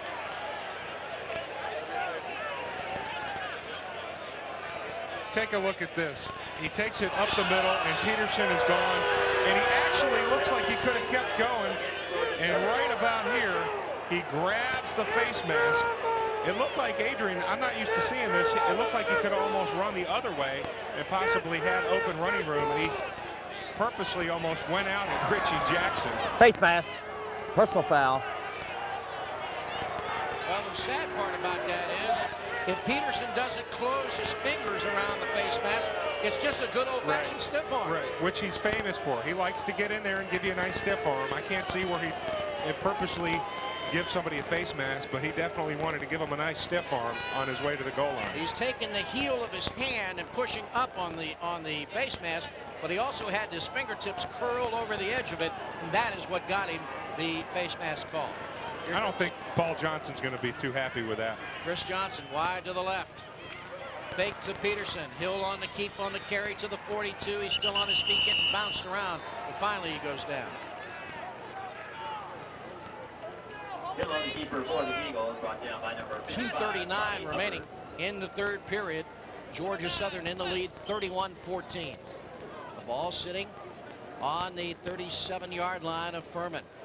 Second down and 7 to go. 2nd and 7 for Georgia Southern. Chris Johnson again wide to the left. Ball on the far side hash mark. He gives to Peterson. Peterson gets about a yard and then gets driven backwards. We've seen it so many times today where he's been game tackled and somehow he walks out of it every time. I don't understand. They cannot drag him down.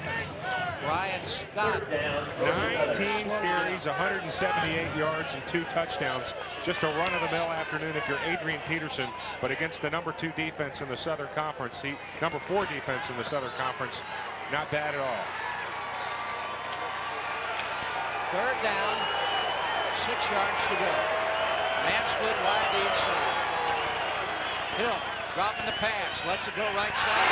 Anticipated and intercepted by Furman's Richie Jackson. He's up the far sidelines and knocked out of bounds at the 22-yard line. Great anticipation there by Richie Jackson. Richie Jackson was the guy that just got the face mask by Peterson just a couple minutes ago. So he comes back and makes the big interception.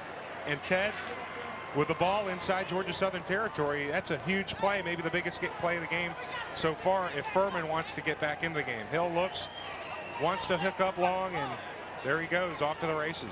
Richie Jackson played his prep ball at Coleraine High School in Cincinnati and was a pretty good defensive back. All city there, and he stepped right in front of that one and showed some good speed going up, and Greg Hill was the one that had to bring him down. We talked about turnovers. Both teams have now turned the ball over once, but Georgia Southern penalties, 11 for 99. This turnover big right here. Furman with the ball now. Wanting to pass. Pressure, but they'll let it go, and it's incomplete. That was a pass just out of desperation. The receiver may have turned the wrong way, Hunter, but Hill let it go because he was getting some heavy pressure. And it's got to be frustrating if you're a Georgia Southern coach or a fan right now. Peterson with the great run, a face mask penalty, brings it back, and then an interception. A minute 15 remaining in the third period. Furman with the ball on the Georgia Southern 25. 2nd and 10. Hill drops straight back, lets it go over the middle, almost intercepted. Georgia Southern's Michael Ward got his hands on it, number 47. The freshman from Savannah, Georgia, just dove in front of it. Nice pass deflection by Ward. Stops the clock with 1:11. There you go. You see it right up the middle. Hill's looking over the middle, wants his big man, and Ward with a nice dive. Great effort on his part. If he doesn't extend like that, that's possibly a catch. There goes Kitchens wide to the left. We got a man wide to each side, man in the slot on each side. Stuart Brent standing by his quarterback. Hill out of the shotgun. 3rd and 10. Defense got to put pressure on Hill up the middle. And they will hit him. Michael Ward again on the tackle. That play was able to happen because the corners and the safeties had the 4 receivers covered. Hill was hanging on to it, gave Michael Ward just time enough to get in there and knock him down. Josh Smithers got tackled from behind as well as he was trying to get to the quarterback. So they will attempt a field goal, it looks like.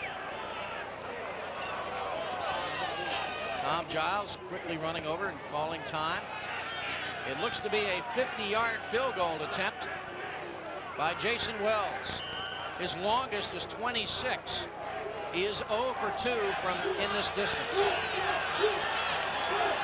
A wind, a bit of a wind at his back. A 50-yard attempt is blocked. Georgia Southern picking up a lot of Kawaki Thomas. He's at the 30. He's got a combo away for 10. Touchdown. At the 33. The crowd loved that one. David Young came in.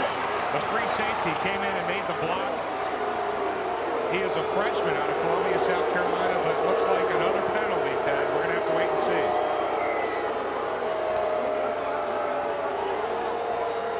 It is going to bring it back. So what's the penalty? It was 4th down and 18. Holding against Georgia Southern.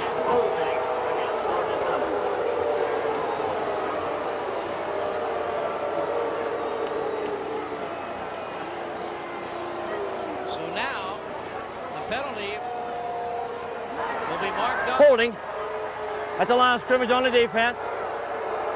Be a 10-yard penalty and 4th down. That is the second Georgia Southern touchdown nullified by a penalty. And here it is. Young gets right in there and blocks it right up in his face, which allows Kawaki Thomas to do nothing but pick it up, and he is touchdown bound. He broke on the ball. Well, now they're going to try a 40-yarder.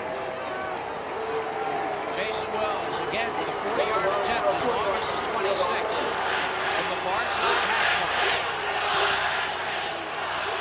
Brown wants the kick blocked again, but he'll get this one off, but it will be good. So with 24 seconds left to go in the third quarter, Furman gets on the board again. And 31-17 is our score. Georgia Southern in the lead. Back with more on Comcast Sports Southeast after this timeout. Paul Johnson not very happy about the penalty. And the fans are really booing and giving the officiating staff a tough time. Fred was down there close to that blocked field goal. We'll try to go down to him in just a second to see if he had a better view. Furman set to kick it off to Georgia Southern. Expensive penalty for the Eagles. There's the kick. It will come into the end zone and we'll run it out to the 5, to the 10, to the 15, to the 20, to the 25. Still on his feet. He's at the 35. He's at the 40. He's at midfield. He's waiting for a block. He gets it. He cuts behind the block. He's still on his feet. He's still on his feet to the 20-yard line.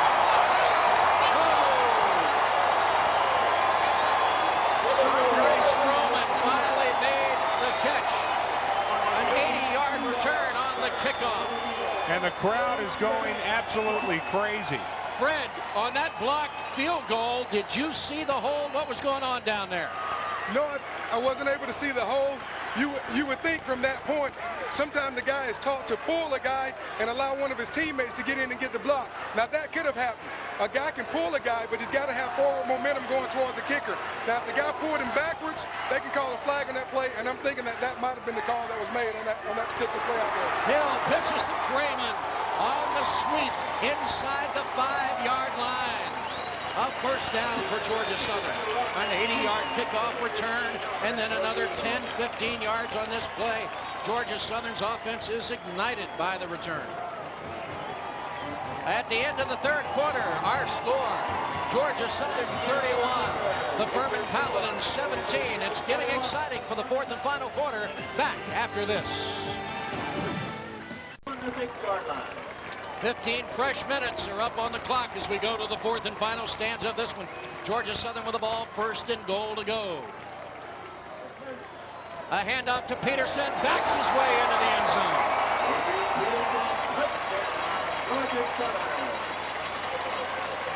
And that is his 3rd touchdown on the afternoon. Adrian Peterson having a huge day. 27 rushing touchdowns, and that backward run is very I've seen him drag guys for 10 or 15 yards running backwards just like that. That's exactly what Furman did not need to happen after scoring and cutting it to a 14-point ball game. The kickoff return by Earthwind Moreland down to the 20, and Georgia Southern punches it in no time. And Chambers with the extra point, that's good as well. So in the early moments here in the fourth quarter, Georgia Southern ups the ante. It's 38-17 Eagles here at Paulson Stadium. Back with more on Comcast Sports Southeast after this.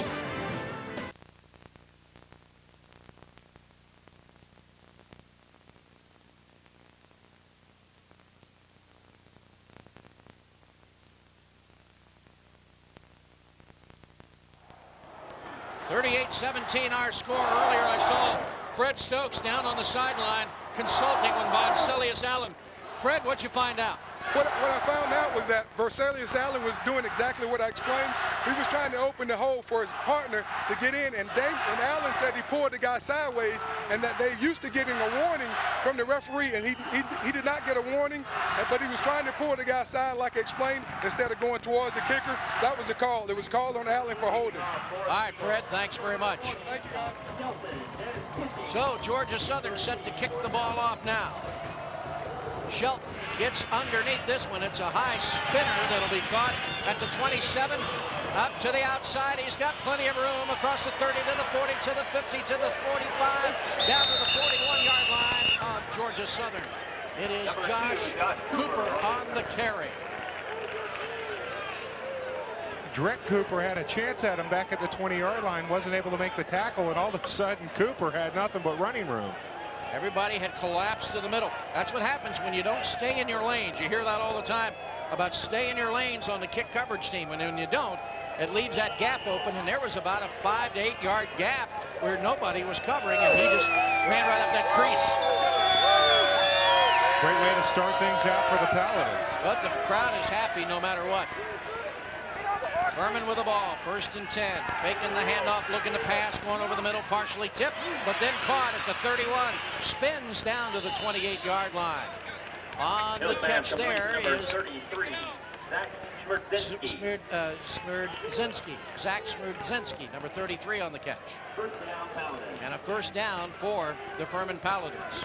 Phil drops back, likes to fake. Smerdzinski did about a 15-yard curl and came right back, and he was open. And he gets hit and dropped. But a first down for the Paladins as they move the ball down the field pretty good. They roll to the left. Now cutting it back up against the grain. A pickup of about 3 on the play. Still on the keeper, brought down by number 99, Versalius Allen on the stop. Big number 99. That's who Fred was talking about just a moment ago. Ted, Georgia Southern needed 418 total yards to break the school's single season total offensive record. They did. They had 5,002. So now they own the school's single season total offensive record. This team just piles it up. Out of the I formation. Hill takes the ball, wants to pass, looking over the middle, has a man complete. At the 6, Trent Sansbury, that's about the second big pass he's caught today, is inside the 5 at the 4. And he is a load, 236 pounds. Let's just call him Tank. Fires right over the middle, doesn't care that there's 2 defenders back there, makes the catch first and worries about the hit later. And that's why they're down on the 4. So they're inside the 5 now with 13:28 to go in the ball game. Georgia Southern in the lead, 38-17.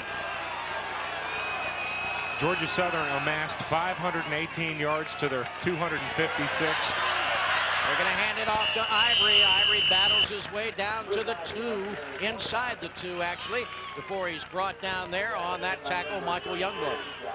So the Eagles needed 418 to break the all-time school record. They get 518. Well, they had to give themselves a little cushion. 2nd and goal to go for Furman. Trying to get on the board one more time and make this a little closer ball game. And there's a lot of time left. I wouldn't count Furman out of this one. Hill with a handoff, turning and spinning his way into the end zone. Derek Russell with his 9th rushing touchdown of the season for Furman. And so they tighten the noose a little bit. 38-23 now. The Paladins have kind of changed things up here in this quarter. Ivory's not getting the ball right now. Guys like Russell are. They like giving it to him anyways. That's his 9th touchdown of the season. The extra point attempt by Jason Wells.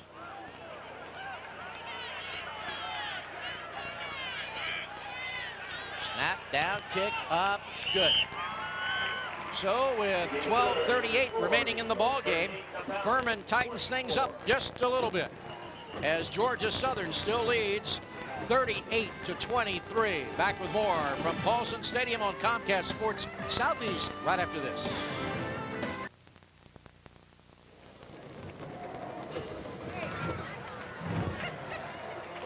All right, Furman has managed to cut the lead now to 14. A little bit of concern on some of the Eagle fans' faces, but the Eagle faithful will keep the faith. This is at our house, as it's called, Paulson Stadium. And as you see, the our house signature on the facade. Should Georgia Southern hang on to this win, it would be number 100 in this facility. 14 months ago, they had the 100th game played in this stadium. Here we go with a kickoff. Furman puts the toe to leather, and it'll be caught at the 12, to the 15, to the 20, to the 25, to the 30, up to the 32-yard line. On the carry is Cunningham, and Stuart Rentz makes the tackle. Cunningham on return for the Eagles, 20 yards. So Georgia Southern puts the ball in play, 1st and 10 from their own 32-yard line with 12:27 to go. And this game is not in the books by any means for Georgia Southern just as yet. Greg Hill takes a snap, gives it to Adrian Peterson, who slants his way across the 35 to the 37. Will Boughton makes the tackle on him. Peterson on the carry for the Eagles. It just seems so effortless. Takes the ball up the middle on the dive, and before you know it, he stumbles into 5 or 6 yards. And stumbles into is the right thing. But there's a flag down on the field against Georgia Southern. And Paul Johnson not happy.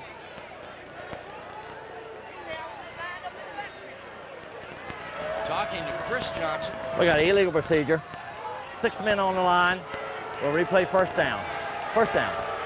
So a 1st and 5 situation for Georgia Southern. Paul Johnson asking the official something. Ted, we've talked a lot about Adrian Peterson. With his last touchdown, he's scored 28 this season, which ties a 1AA single season mark set by Jeff Mitchell of Weber State in 1991. 1st and 15. They'll give the ball to Peterson again, who bullies his way across the 30 to the 32, which is the original line of scrimmage. So he gets the penalty back on the first down play. And so Georgia Southern's looking at 2nd down and 10. 2nd and 10 from the original line of scrimmage, the 32. Clock ticking, 11:37 to go in this ballgame. Georgia Southern in the lead by 14. And split wide to the left. And in motion to the near side. Fake to Peterson. They're going to pitch it. And nailing Gerard Freeman is John Keith. He came up from his free safety position to knock him for about a 1-yard gain, and that's it. And that's why John Keith, with the Southern Conference preseason Defensive Player of the Year selection, comes up and makes a great open field tackle all by himself in no man's land. Fought his way through a block and made it. You see John trying to get the Furman fans behind him. Wide left goes Parham. Got a man wide right. Man in motion to the near side. Fake to Peterson, wanting to pass. Hill now has got to scramble. He's got to throw on the run. Pumps, fakes, and throws it right into the waiting arms of Furman's Marion Martin. An ill-advised pass by Hill. Hill would have been better off to eat the ball. But he threw it right to Marion Martin. And so another turnover gives Furman the ball in good field position. Watch Greg Hill.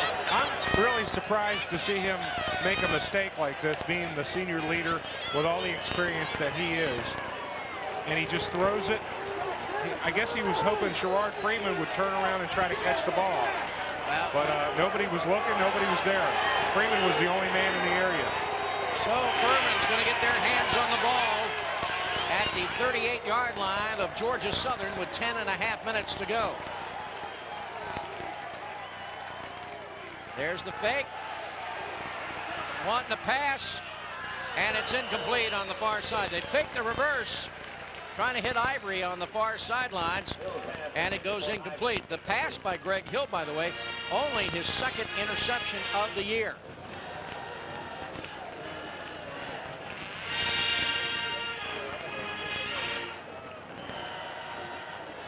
Check that. He's thrown 2 interceptions today. That gives him a total of 6 on the year. That play that Furman just ran is one that you want to run maybe once a ball game. The trick play, and it didn't work that time. They split a man wide right, man in the slot on the right. High formation. And a roll left, one to pass, pressure. Now there's plenty of real estate for Hill to run. He's at the 30 and gets knocked down at the 28, but he should have the first down. Again, we're being penalized by playing great pass defense. And Ryan hadn't stepped up. The free safety came up in the junior and made the stop on that one. It's going to be close to a first down, but he had all the time in the world. 3-4-man front, and Haddon comes up to make the tackle. Georgia Southern really being penalized for playing great pass defense. But that's credit the talent of Justin Hill being able to realize his receivers are covered and then breaking to the open field. Come on, D! Tom Giles blows the clock to run. Georgia Southern would love that clock to continue running with 10:06 remaining, hanging on to a 14-point lead. Out of the I formation.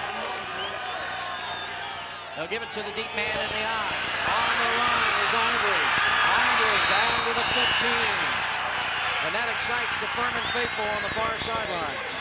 Well, Ivory's been pretty silent this whole ball game. Georgia Southern did a great job of shutting him down up until him. Through 3 quarters, he had only 20 yards in the whole ball game, and it looks like he obviously just picked up a first down right there.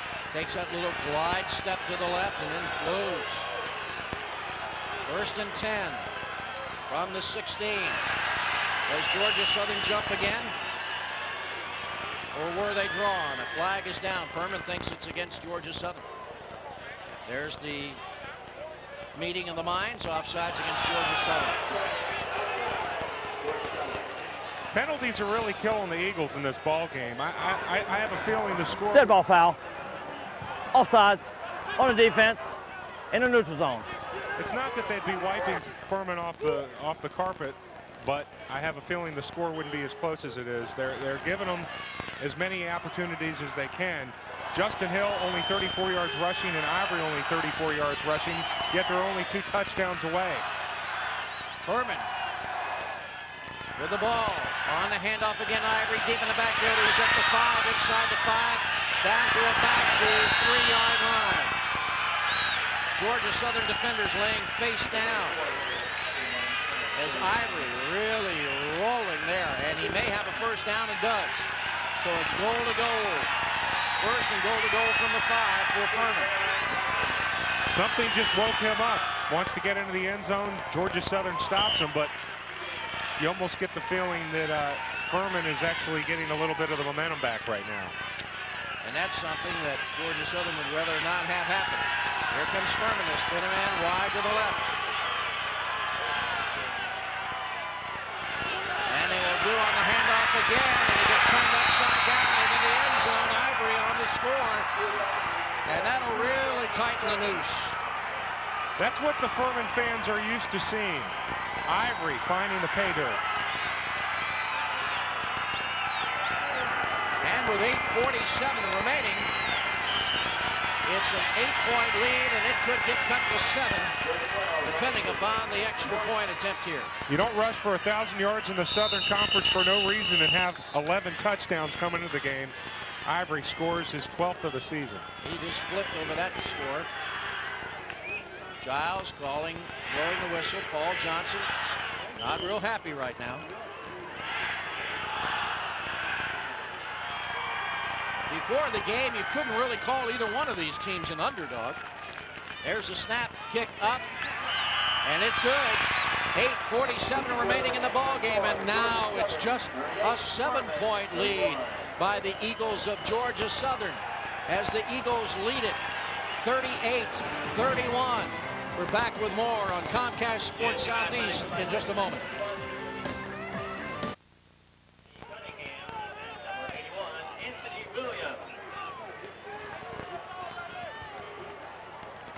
Bobby Johnson has to feel a little bit better as he paces the Furman sidelines now with his team only down by 7. Paul Johnson, on the other hand, has got to be wondering what can he do to stop that Furman offense and get his offense back on track. Here we go with the kickoff. A ball that will be a short one, caught on the run at the 20 by Cunningham. Cunningham is going to get hit and driven back. Caught it at the 20, got up to the 25, and got driven backwards. Andre Stroman made the initial hit, followed also by Justin Hill and Rico Perkins.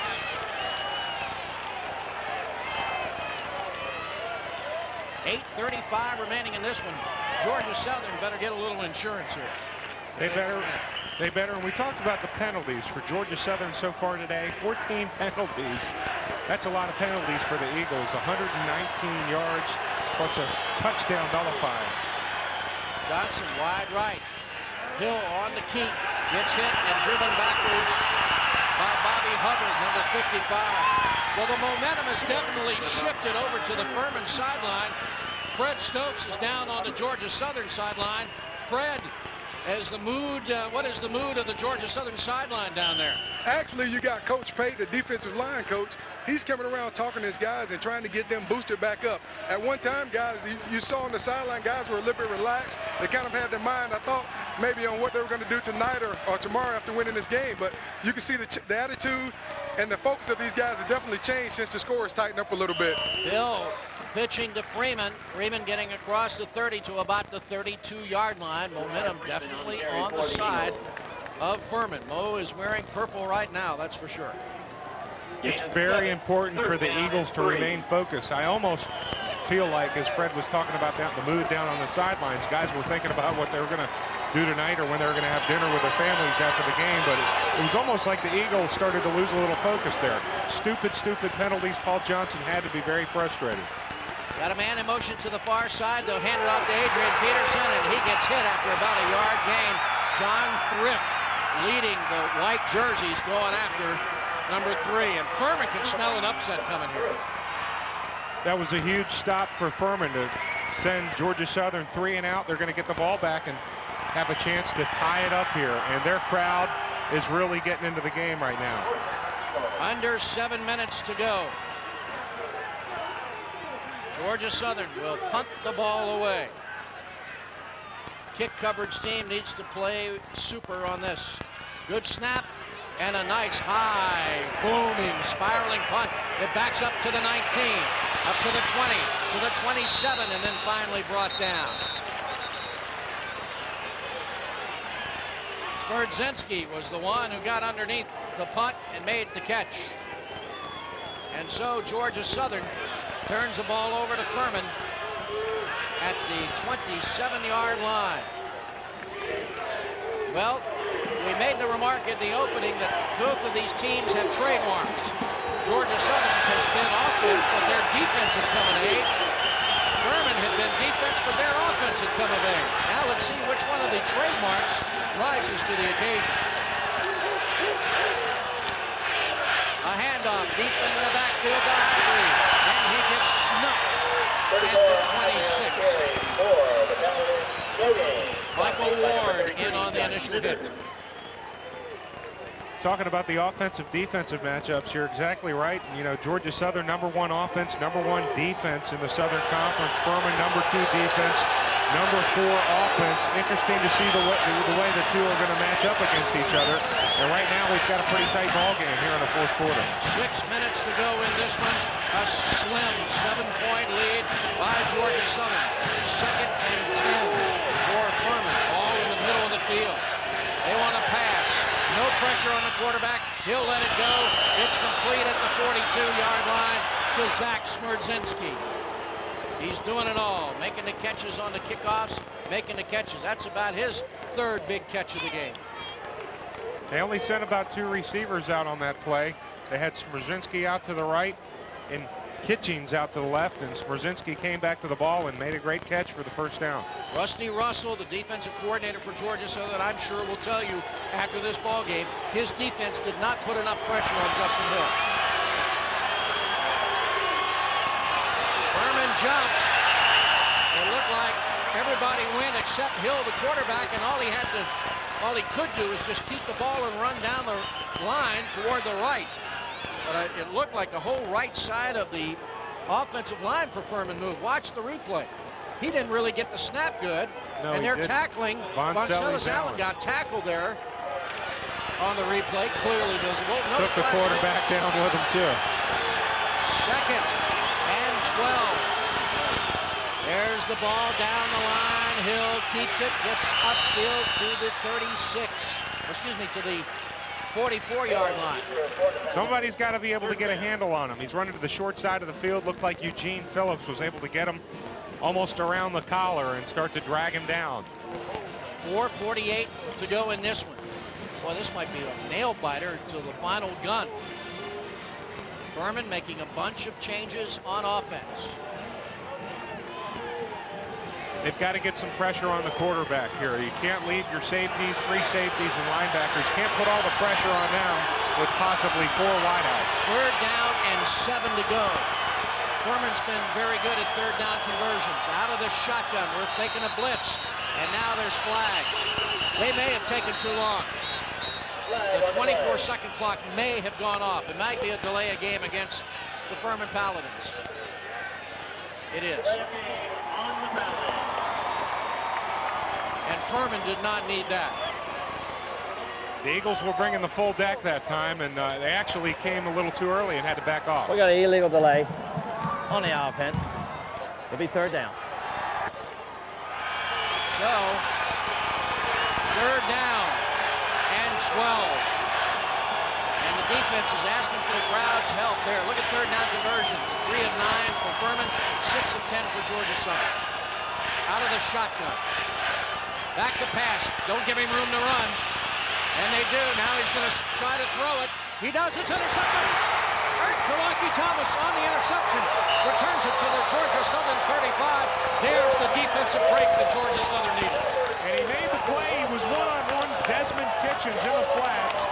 And it was the Georgia Southern defender coming up. Kawaki Thomas with a pick. And that is huge for the Eagles, and the crowd's loving it right now. That is his first interception of the year for Kawaki Thomas. So now Greg Hill's got to go out there and try to run the offense. Here's the pass.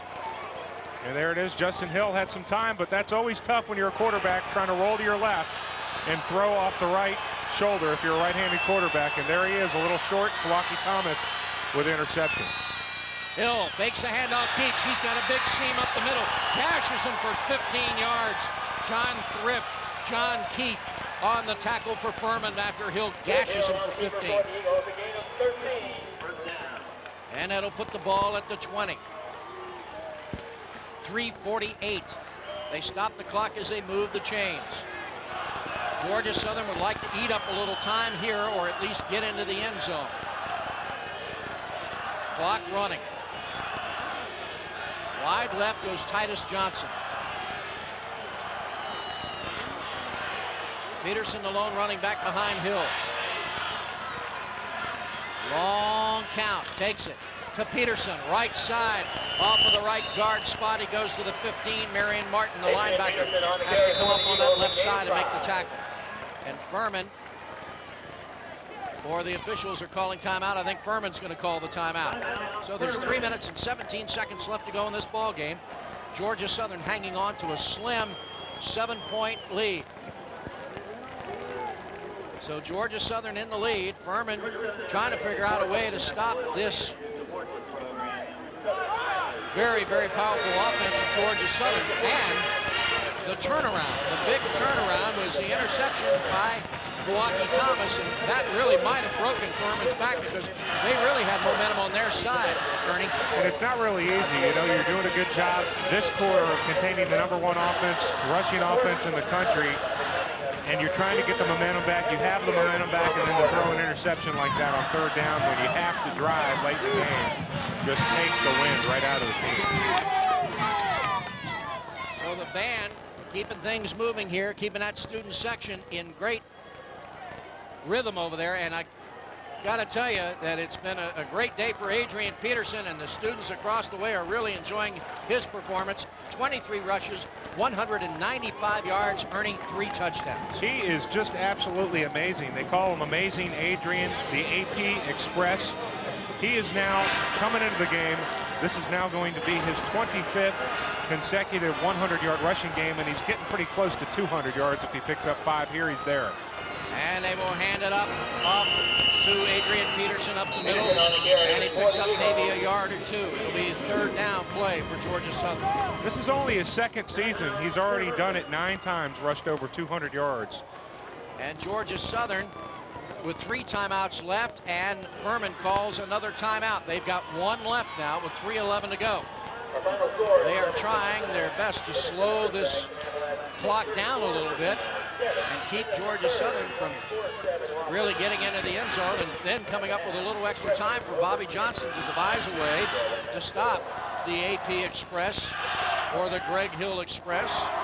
There's Bobby out there extolling his defensive team, giving them direction as to how he wants them to try to stop and what to watch for, going over Georgia Southern tendencies.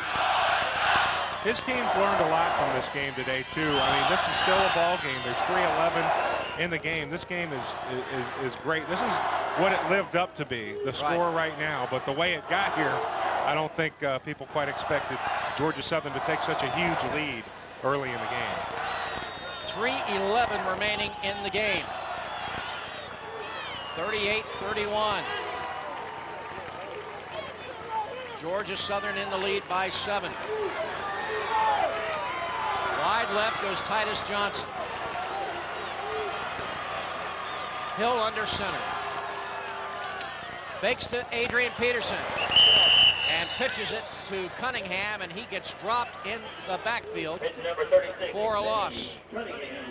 I know Fred Stokes liked playing defense when he was here. Fred, in a situation like this, when they call those timeouts and they bring you over there, what are they talking to you about on there on defense? Actually, they're trying to tell the guys to concentrate, hold on to the ball, the running back hold on to the ball, everybody think about what they have to do. At a time like this, you don't want to turn the ball over because they're down by 7 points, and any mistake can cost them the game. So they're actually trying to get the team together as a whole and tell them, look, guys, let everybody concentrate. Don't nobody try to do more than they can do. Everybody do their job. Let's get out with the win. And what do you think that Bobby Johnson is saying on the other side as far as his defenders go? Actually, at a time on the defensive side, you're trying to tell the guys to strip the ball, grab the running back, somebody hold him up, whoever's carrying the ball, and the other guy come in and strip the ball out. Let's get the ball back, whatever it takes, because they know they're running out of not only timeouts, but they're running off precious seconds on the clock.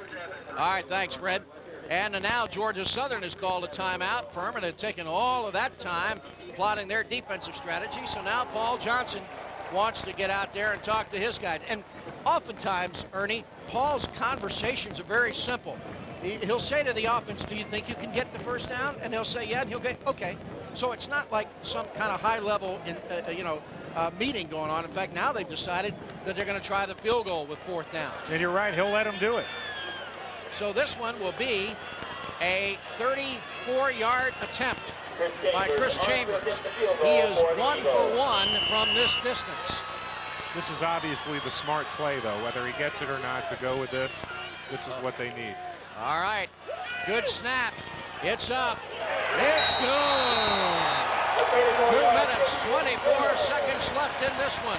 And Georgia Southern ups the lead to 10 now as they lead it 41-31. And Ernie, you're absolutely right.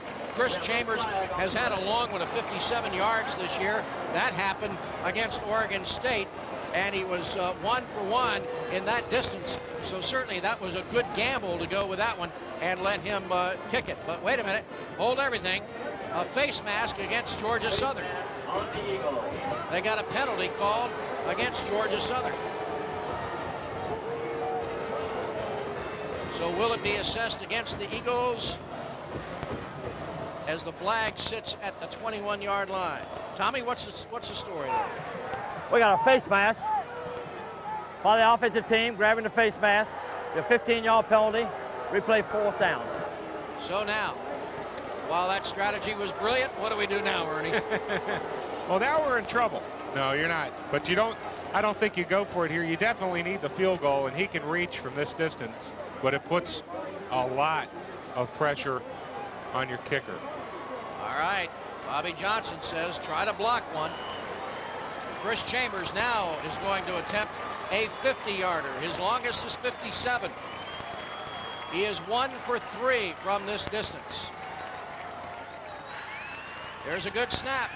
It's down, it's up, it's no good. Wide to the right. So the 10-point lead remains a 7-point lead. The penalty erases the field goal. The famous saying, wide to the right. I know that he's really disappointed by that. He should be able to make that.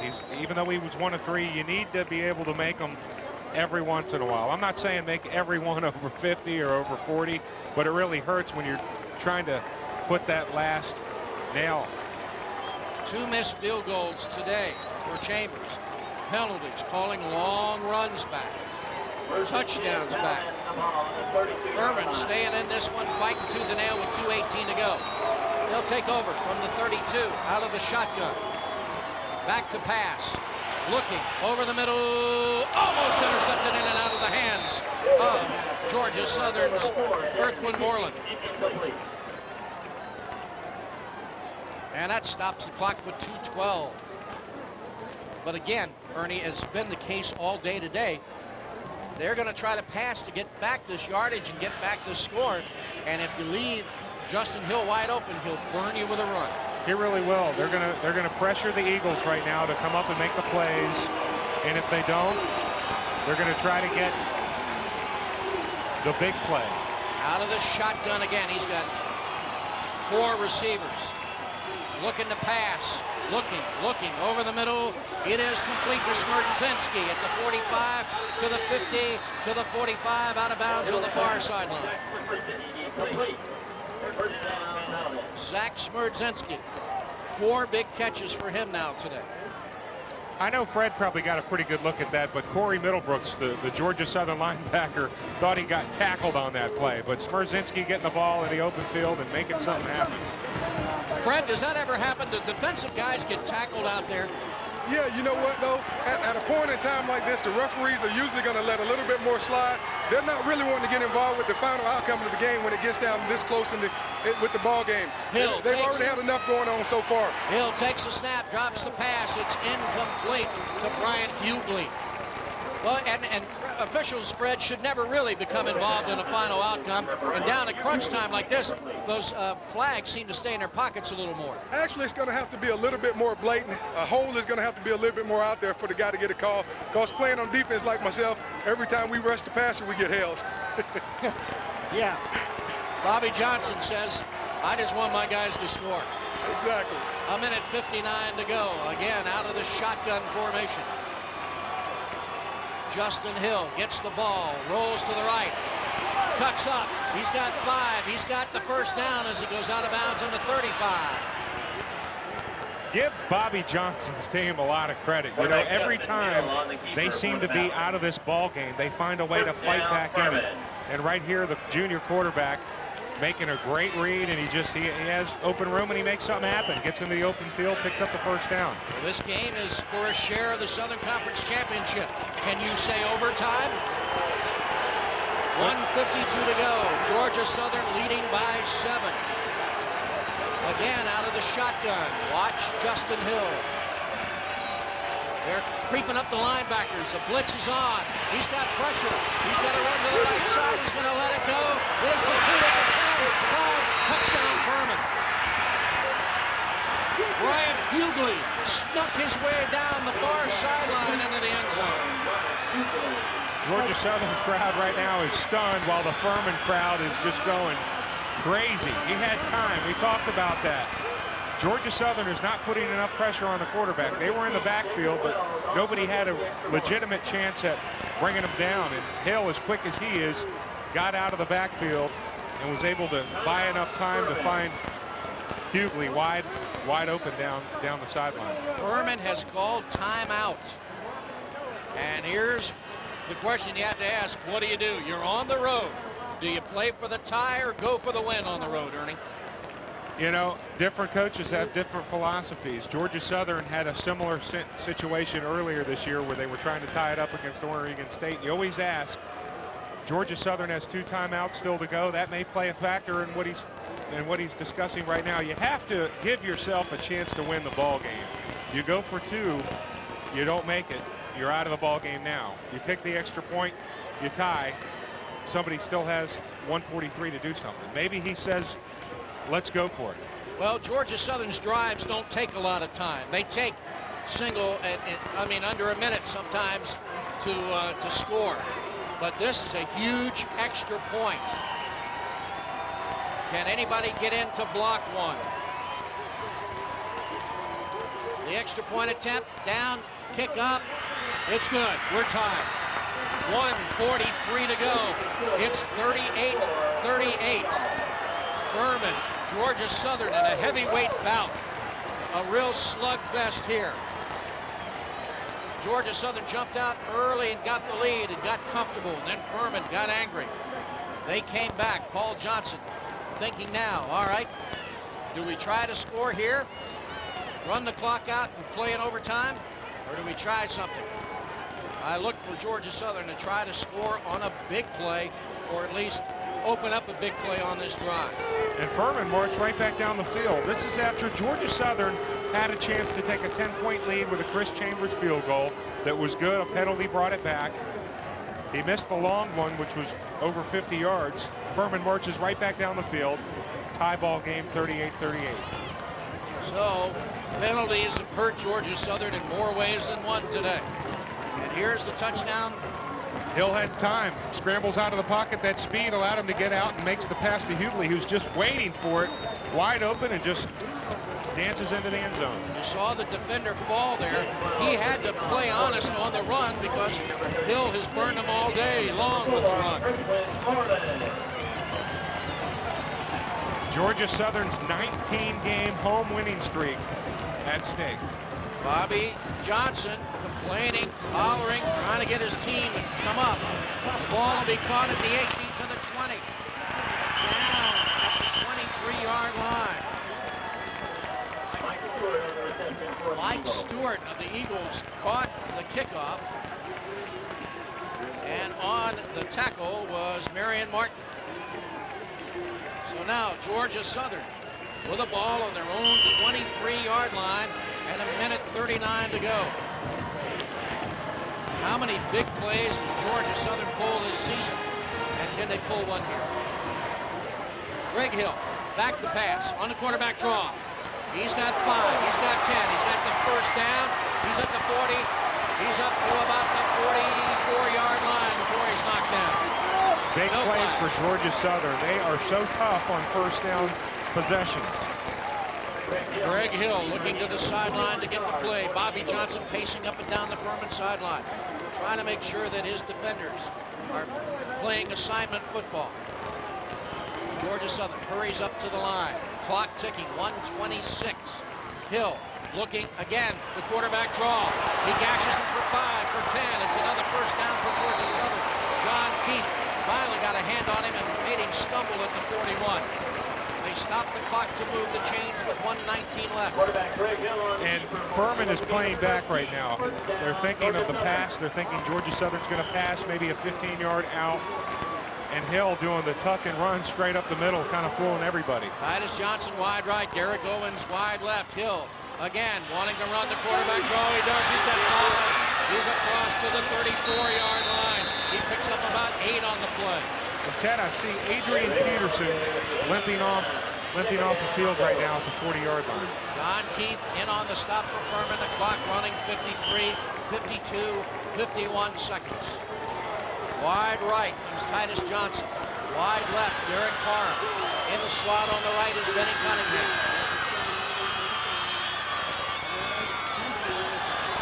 Hill with a long count.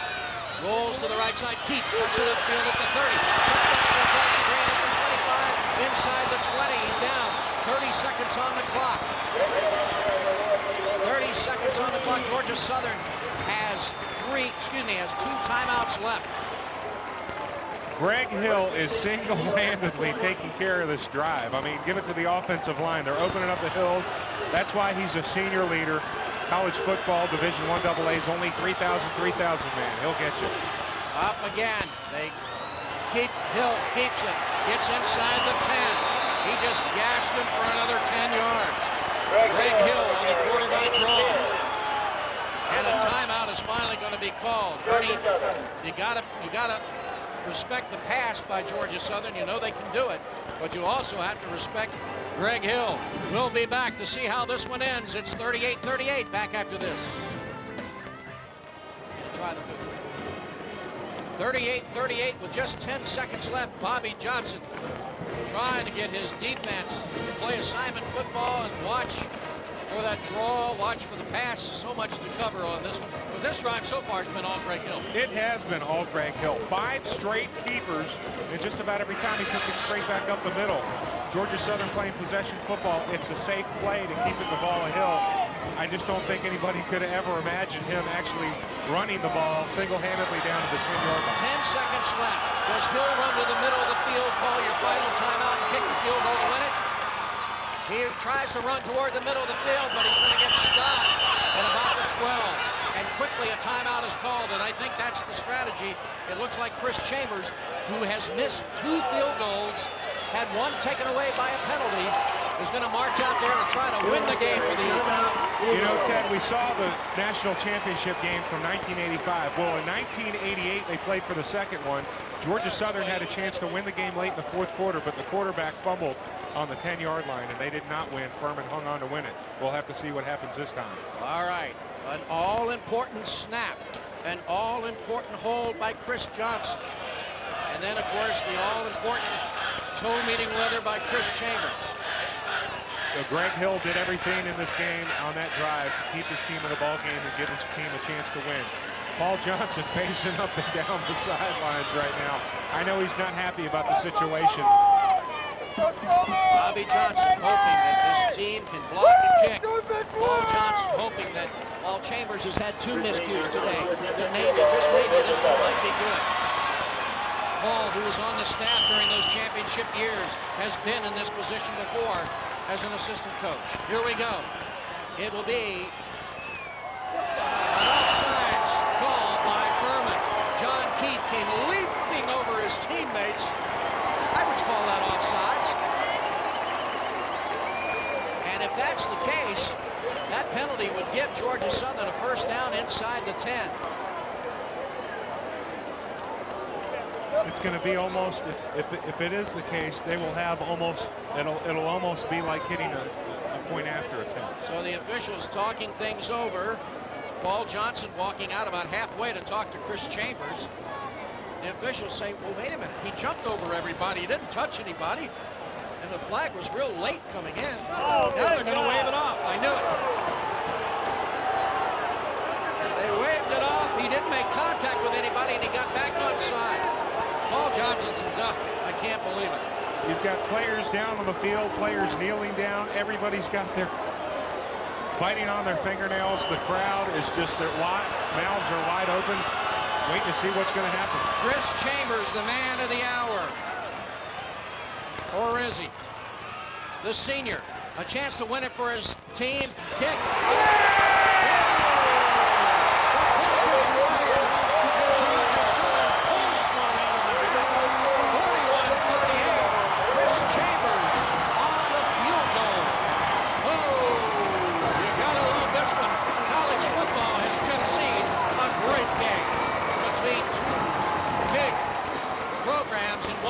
Football, Furman and Georgia Southern. Georgia Southern put itself in position to share a crown of the national championship. I mean, of the Southern Conference title. But look at Chambers.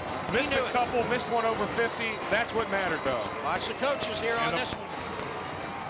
The battle of the Johnsons. And Paul Johnson trying to keep everybody out, but a big win, 41-38. That's a final from Statesboro.